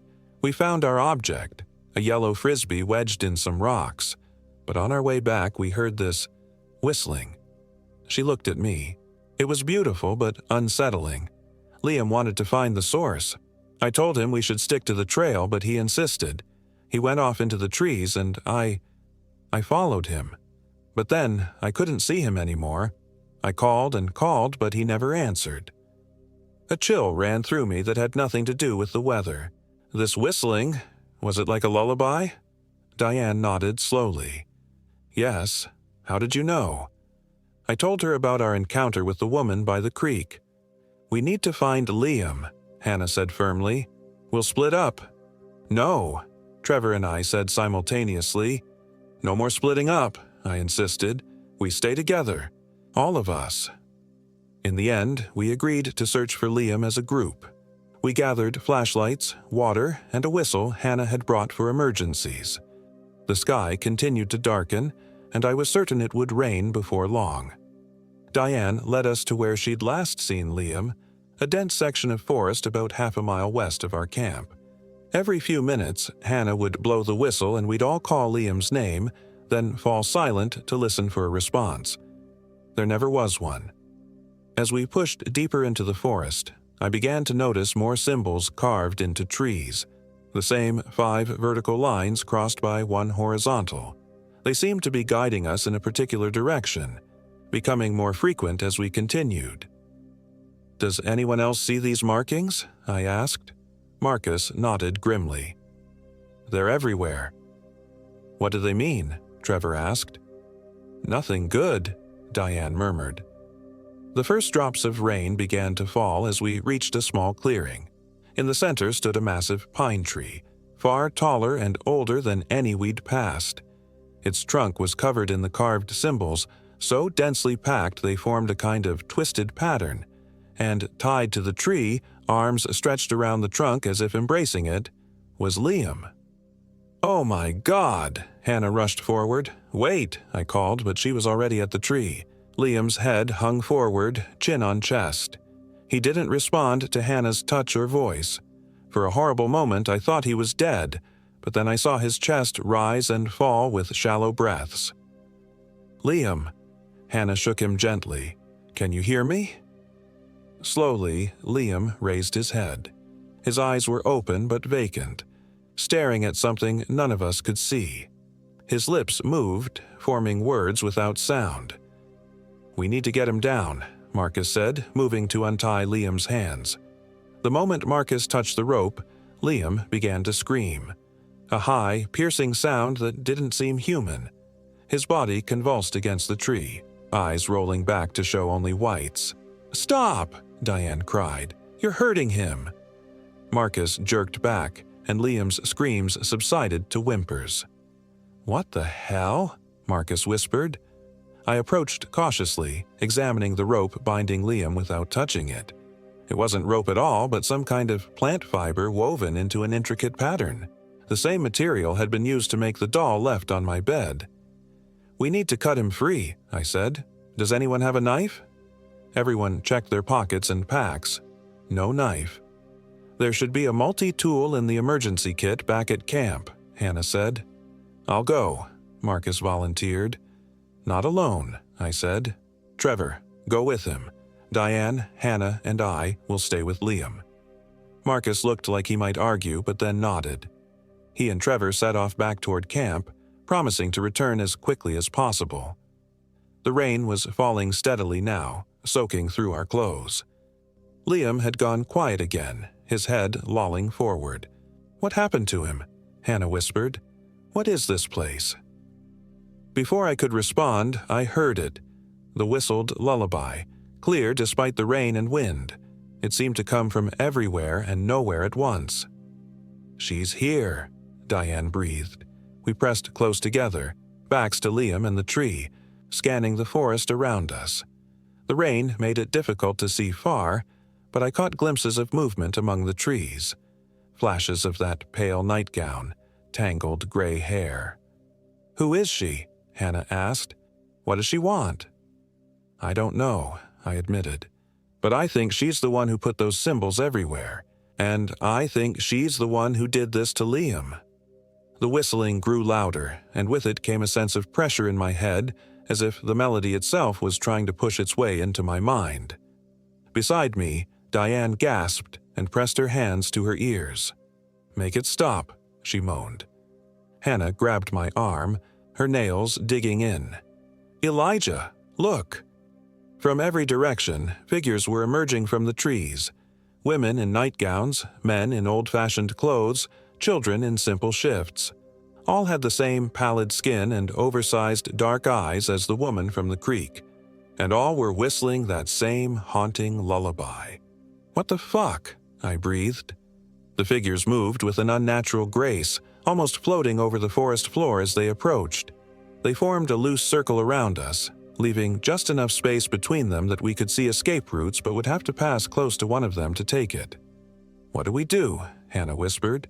"Don't run," I said, though every instinct screamed at me to flee. "That's what they want." "How do you know?" "I don't." But somehow I was certain. These things, whatever they were, wanted to separate us. The whistling swelled, becoming almost unbearably beautiful.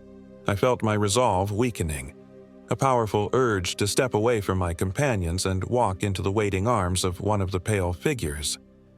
"Don't listen," I shouted, but my voice sounded distant, muffled. Diane swayed beside me, her eyes glazing over. She took a stumbling step forward. I grabbed her arm. "Diane, no!" The moment I touched her, one of the figures, a tall man in what looked like clothes from another century, let out a sound like steam escaping a kettle. The others took up the sound, their whistling transforming into a high-pitched wail that sent daggers of pain through my skull. Diane jerked free of my grasp and ran, not toward the figures but back toward camp. Hannah hesitated only a moment before following. "Wait," I yelled, but they were already gone, swallowed by the rain and darkness. I was alone with Liam, surrounded by the pale figures whose wailing had subsided back into that hypnotic whistling. I couldn't leave Liam, but I couldn't stay and wait for whatever fate these creatures had planned either, Steeling myself, I turned and began working at the plant fiber bindings with my fingers. They were tough and slippery with rain, resistant to my efforts to untie or break them. Behind me, the whistling grew more insistent, the circle of figures drawing closer. I could feel their cold presence at my back, hear the shuffle of feet on wet leaves. Come on, I muttered, digging my nails into the fibers. Liam stirred, his eyes fluttering open. For a moment, they focused on mine, clear and aware. Run, he whispered. It's too late for me. Agnes Crowley has me now. Who is Agnes Crowley? I demanded. Instead of answering, Liam began to whistle. The same lullaby as the figures around us. His eyes darkened and expanded, becoming like those of the creatures. I stumbled back in horror, bumping into something cold and unyielding. Hands gripped my shoulders. Thin, strong fingers that dug into my flesh with inhuman strength. Twisting free, I saw the woman from the creek directly behind me, her face inches from mine. Up close, her eyes weren't just oversized and dark. They were completely black, without iris or pupil. Her skin wasn't just pale, but translucent, blue veins visible beneath like rivers on a map. "Agnes," I whispered. Her mouth stretched into a smile too wide for her face, revealing teeth that were sharp and numerous. The whistling stopped, and in the sudden silence she spoke, her voice a rasping whisper like dry leaves scraping stone. "Come home, lost one. Come home to the forest." I ran. I pushed past her, feeling her fingers tear at my jacket, and sprinted blindly through the trees. The rain lashed at my face, branches whipped my arms and chest, but I didn't slow.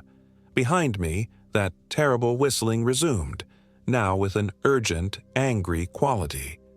I had no idea if I was heading toward camp or deeper into the forest. All I knew was that I had to get away from Agnes Crowley and her pale followers. And Liam, God, poor Liam, who was now one of them. I ran until my lungs burned and my legs threatened to give out. Only then did I slow to a jog, trying to get my bearings. The rain had eased to a drizzle, and I realized I could see lights ahead, flashlights, moving erratically through the trees. "Hello?" I called, hoping it was my colleagues and not more of those creatures. "Elijah?"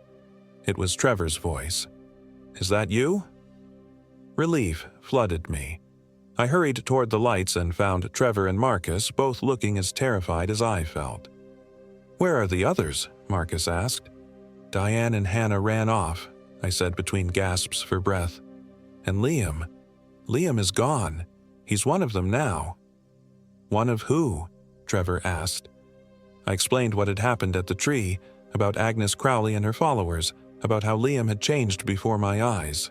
"We need to find Diane and Hannah and get the hell out of here," Marcus said. "Forget our stuff. We hike out now." We made our way back to camp, calling softly for Hannah and Diane. The cabins were dark and empty when we arrived. No sign of our missing colleagues. "Maybe they already left for the ranger station," Trevor suggested hopefully. "Without us?" "I doubt it," I said. "We need to look around camp." We split up to search the immediate area, agreeing to stay within shouting distance. I checked our cabin first, then Hannah and Diane's. Both were empty, though I noticed with a chill that the twig doll was gone from my bed. As I was leaving cabin 1, I spotted something on the ground near the steps. A cell phone. Hannah's, based on the case. The screen was shattered, and when I tried the power button, nothing happened. "Found anything?" Marcus called from nearby. "Hannah's phone," I replied. "Broken." "Come see this," he said, his voice tight with tension. I followed his voice to the fire pit. The embers of our earlier fire were cold, apparently doused by the rain. But next to the pit, arranged in a neat row, were 6 twig dolls, identical to the one that had been on my bed. Each had those stone eyes, staring blankly upward, and each wore a small scrap of fabric that I recognized with horror, bits of clothing belonging to each member of our team. The doll on the far right had a strip of Liam's green flannel shirt. "Jesus," I breathed. Trevor emerged from the trees, his flashlight beam dancing wildly. "Guys, I found something. Footprints heading north, away from the hiking trail. They look fresh." We followed the footprints, clearly belonging to two people moving quickly, for about a quarter mile before they led us to another clearing. This one was smaller than where we'd found Liam, but at its center stood another ancient pine tree. And tied to it, just as Liam had been, was Hannah. "No," Marcus whispered. Unlike Liam, Hannah was conscious and struggling against her bonds. When she saw us, her eyes widened with terror. "Run!" she screamed. "It's a trap." Too late, I realized our mistake. The whistling started again, rising from the forest around us like mist. The pale figures materialized from the darkness, their black eyes reflecting our flashlight beams. "Back to back," I ordered, and we formed a tight triangle facing outward. Agnes Crowley stepped forward, her unnatural smile revealing those terrible teeth. "All return to the forest," she rasped. "As it should be." "What do you want?" Marcus demanded. "Want?" She tilted her head at an impossible angle. "We want nothing. We are the forest, and the forest reclaims its own." "We don't belong to the forest," Trevor said, his voice shaking. "All flesh returns to the earth," Agnes replied. "Some sooner than later." She raised a hand, and her followers began to close the circle around us. I saw now that some held crude knives made from sharpened stone or bone.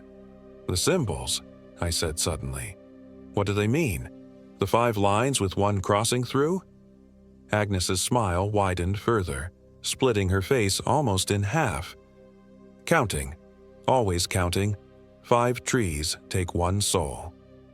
With that cryptic answer, she lunged forward with inhuman speed, her hands outstretched toward Trevor. He screamed as her fingers closed around his throat, lifting him off his feet with impossible strength. I swung my flashlight, connecting with Agnes's arm. There was a crack like a branch breaking, and Trevor fell to the ground, gasping.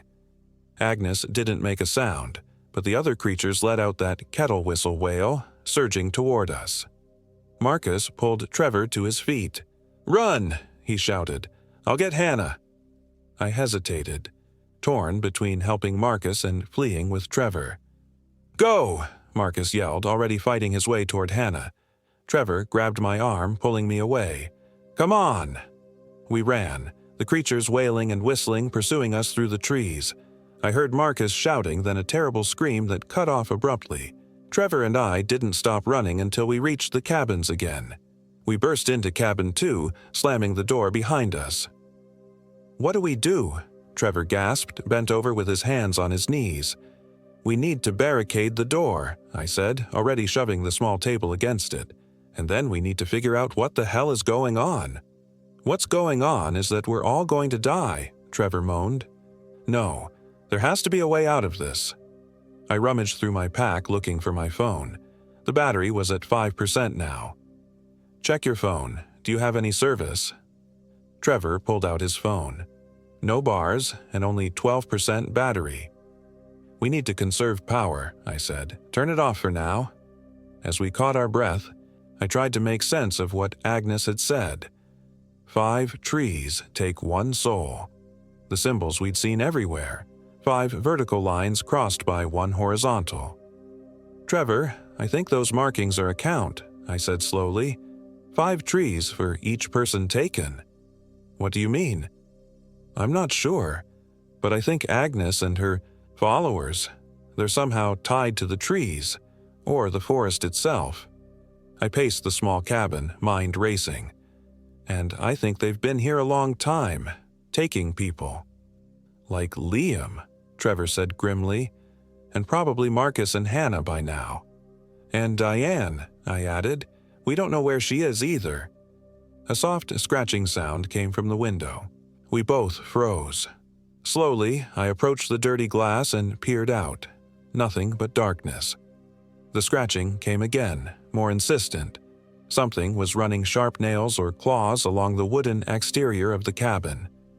"They're toying with us," Trevor whispered. The scratching stopped, replaced by that now familiar whistling. The lullaby drifted through the thin walls of the cabin, seductive and terrifying. "Don't listen," I warned, covering my ears. "It gets in your head." Trevor nodded, pressing his hands over his ears as well. We stayed that way for what felt like hours, though it might have been minutes. Eventually, the whistling faded. I lowered my hands cautiously. "I think they're gone." "For now," Trevor said, "but they'll be back. We need a plan." "The ranger station is our only hope," I said. "We make a run for it at first light." "Why wait? Why not now?" I shook my head. "It's too dark and we're exhausted. We'd never make it. We need rest." "How can we possibly sleep?" Trevor protested. He had a point, but we were running on adrenaline and fear, and that could only sustain us for so long. "We take shifts," I decided. "I'll watch first. Try to get some sleep if you can. I'll wake you in 2 hours." Trevor didn't look happy about it, but he lay down on his bed, pulling his sleeping bag up to his chin like a child afraid of the dark. Within minutes, his breathing had deepened into sleep, the exhaustion of our ordeal overcoming his fear. I sat by the window, flashlight ready but turned off to conserve the batteries. The forest outside was still and silent, without even the normal sounds of nocturnal wildlife. Just that oppressive, unnatural quiet broken occasionally by the distant sound of whistling. As I kept watch, I tried to piece together what little we knew about Agnes Crowley and her followers. They seemed connected to the forest itself, able to appear and disappear among the trees. They targeted people who entered their domain, somehow binding them to trees and transforming them. Liam had changed before my eyes, becoming one of them. But why? What purpose did it serve? And why the counting? 5 trees for 1 soul. I must have dozed off despite my best intentions because I jerked awake to the sound of Trevor screaming. He was thrashing in his bed, eyes wide but unseeing, locked in some terrible nightmare. "Trevor!" I shook him roughly. "Wake up!" His eyes snapped into focus, darting around wildly before settling on my face. "Elijah!" He clutched at my arm. They were in my head, showing me things. Terrible things. "It was just a dream," I said, though I wasn't at all sure that was true. "No." He sat up, shivering. "It was more. They were communicating with me, showing me what happened to the others." "What did you see?" Trevor swallowed hard. "Liam is changed, completely. He's one of them now. Marcus is dead. They tore him apart when he tried to free Hannah." He took a shuddering breath. "Hannah is still alive, still herself, but they have her tied to that tree. And Diane. Diane is hiding somewhere in the forest. They're hunting her." "Did you see Agnes?" I asked. He nodded. "She's old, really old. She was the first, I think. The first to be taken by the forest." "The first? When?" "I don't know exactly, but in my dream, I saw her as she used to be. Human. She lived in a cabin somewhere in these woods over 100 years ago. She was an outsider, a healer, or a witch, depending on who you asked. People feared her, but they also came to her when they needed help. This was more than a dream. Somehow, Agnes or the forest itself had planted these visions in Trevor's mind.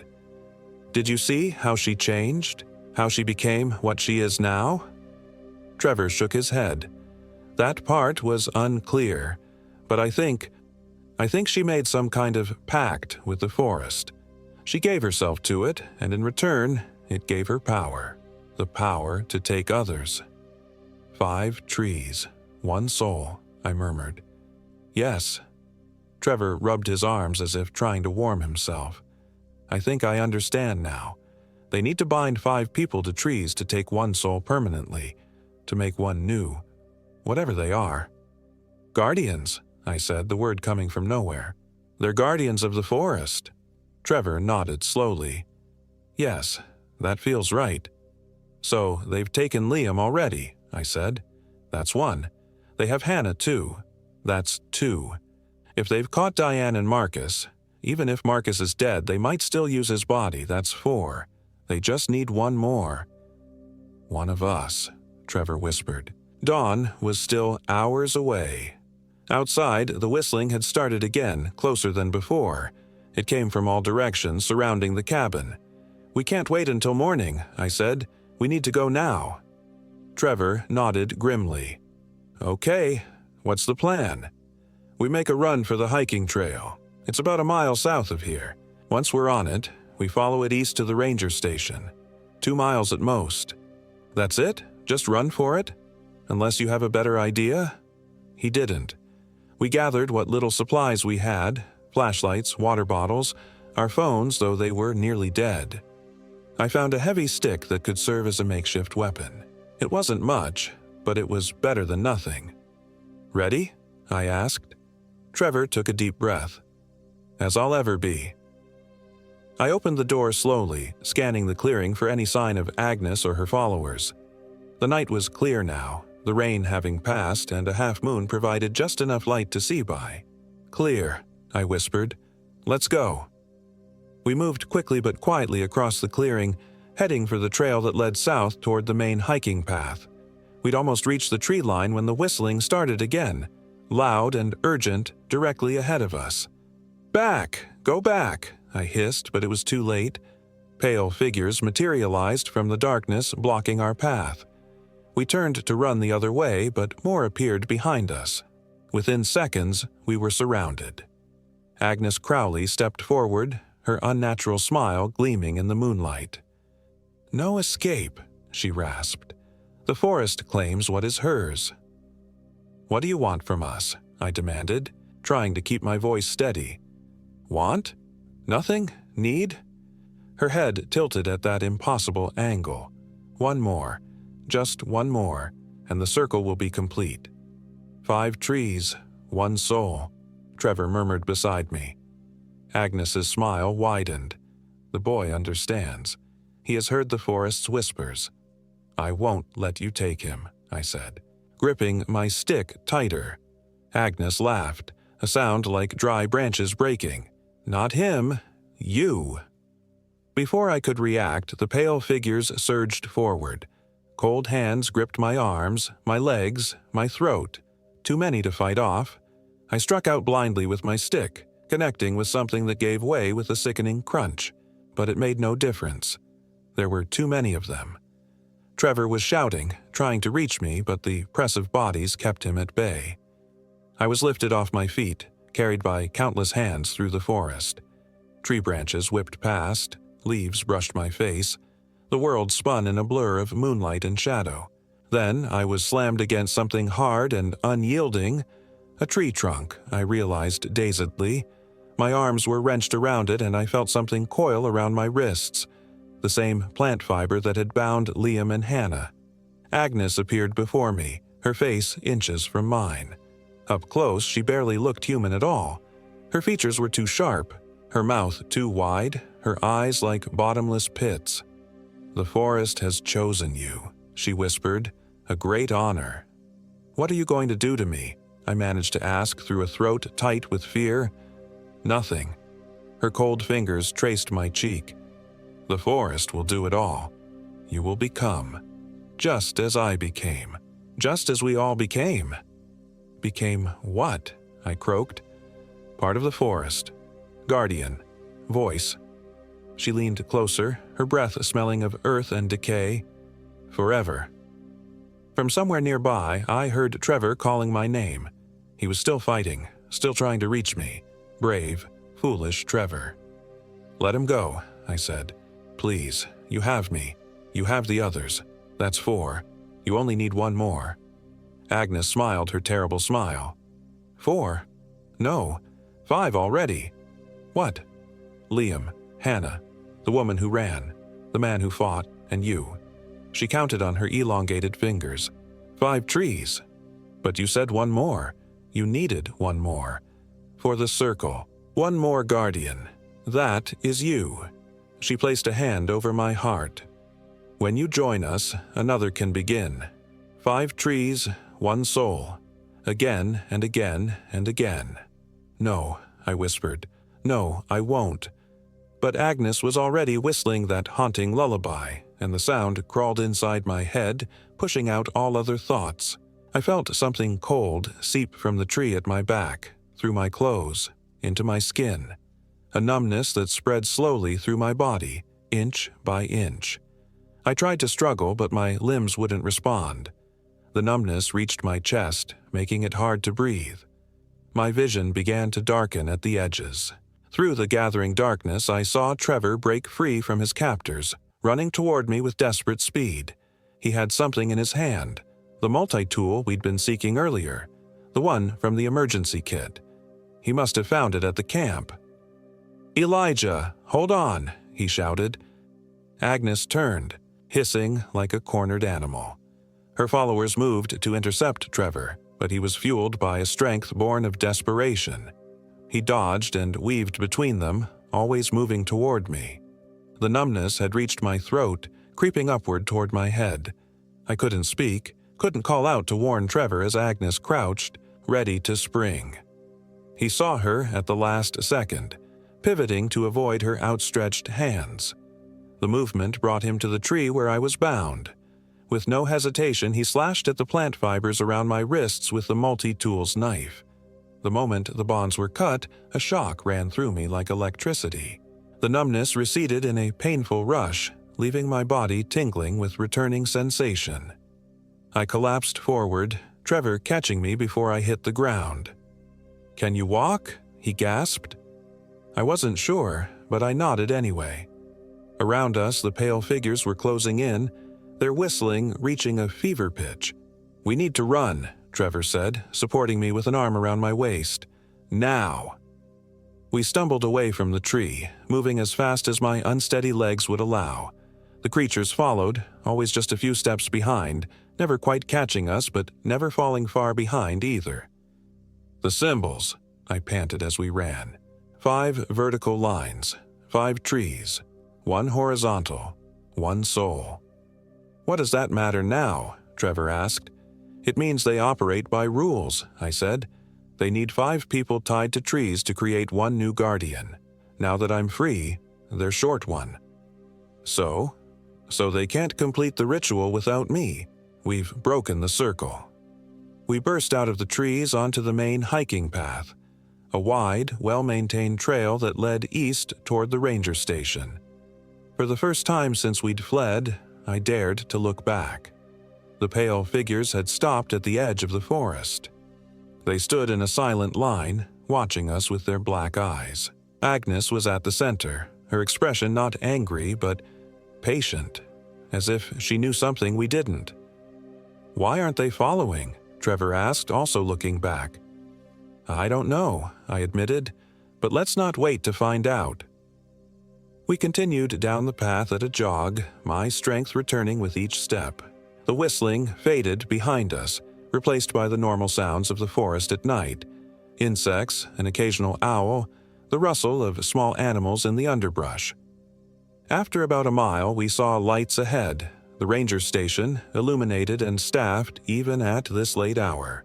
We broke into a sprint, relief flooding through me at the sight of civilization.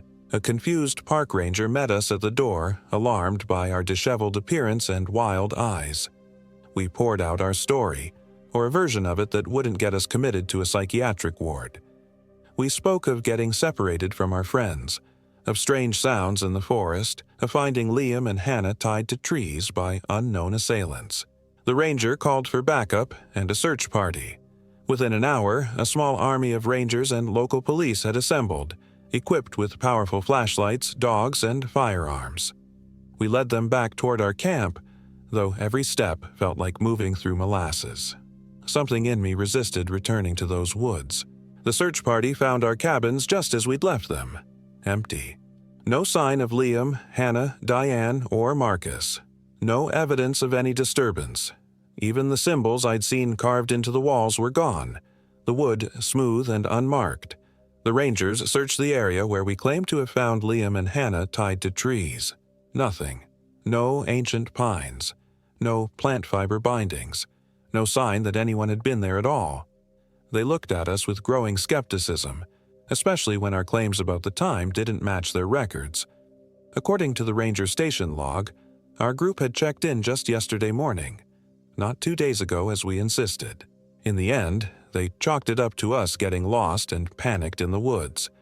They promised to continue searching for our missing friends, but suggested that they had probably returned to civilization via another route. Trevor and I knew better, but we also knew there was no point in pushing our story. No one would believe us. We let the Rangers drive us back to Wilmington, where we gave statements to the local police about our missing colleagues. Days passed, then weeks. No trace of Liam, Hannah, Diane, or Marcus was ever found. The official conclusion was that they had become lost in the forest and succumbed to exposure or injury. The case remained open, but inactive. Trevor and I tried to move on. We found new jobs. Neither of us could bear to return to the office where we'd worked alongside our lost friends. We kept in touch, bonded by our shared experience and the knowledge that no one else would ever believe what had really happened in Blackbird Forest. But the dreams began almost immediately. Night after night, I'd find myself back in those woods, tied to that tree, with Agnes Crowley whispering in my ear, "The forest remembers. The forest waits. The forest will have you in the end." I'd wake, gasping, my sheets soaked with sweat, the echo of that whistled lullaby fading in my ears. 3 months after our escape, Trevor called me in the middle of the night. "Do you hear it?" he asked without preamble. "Hear what?" But I already knew. "The whistling," he whispered. "It's outside my apartment, every night getting closer."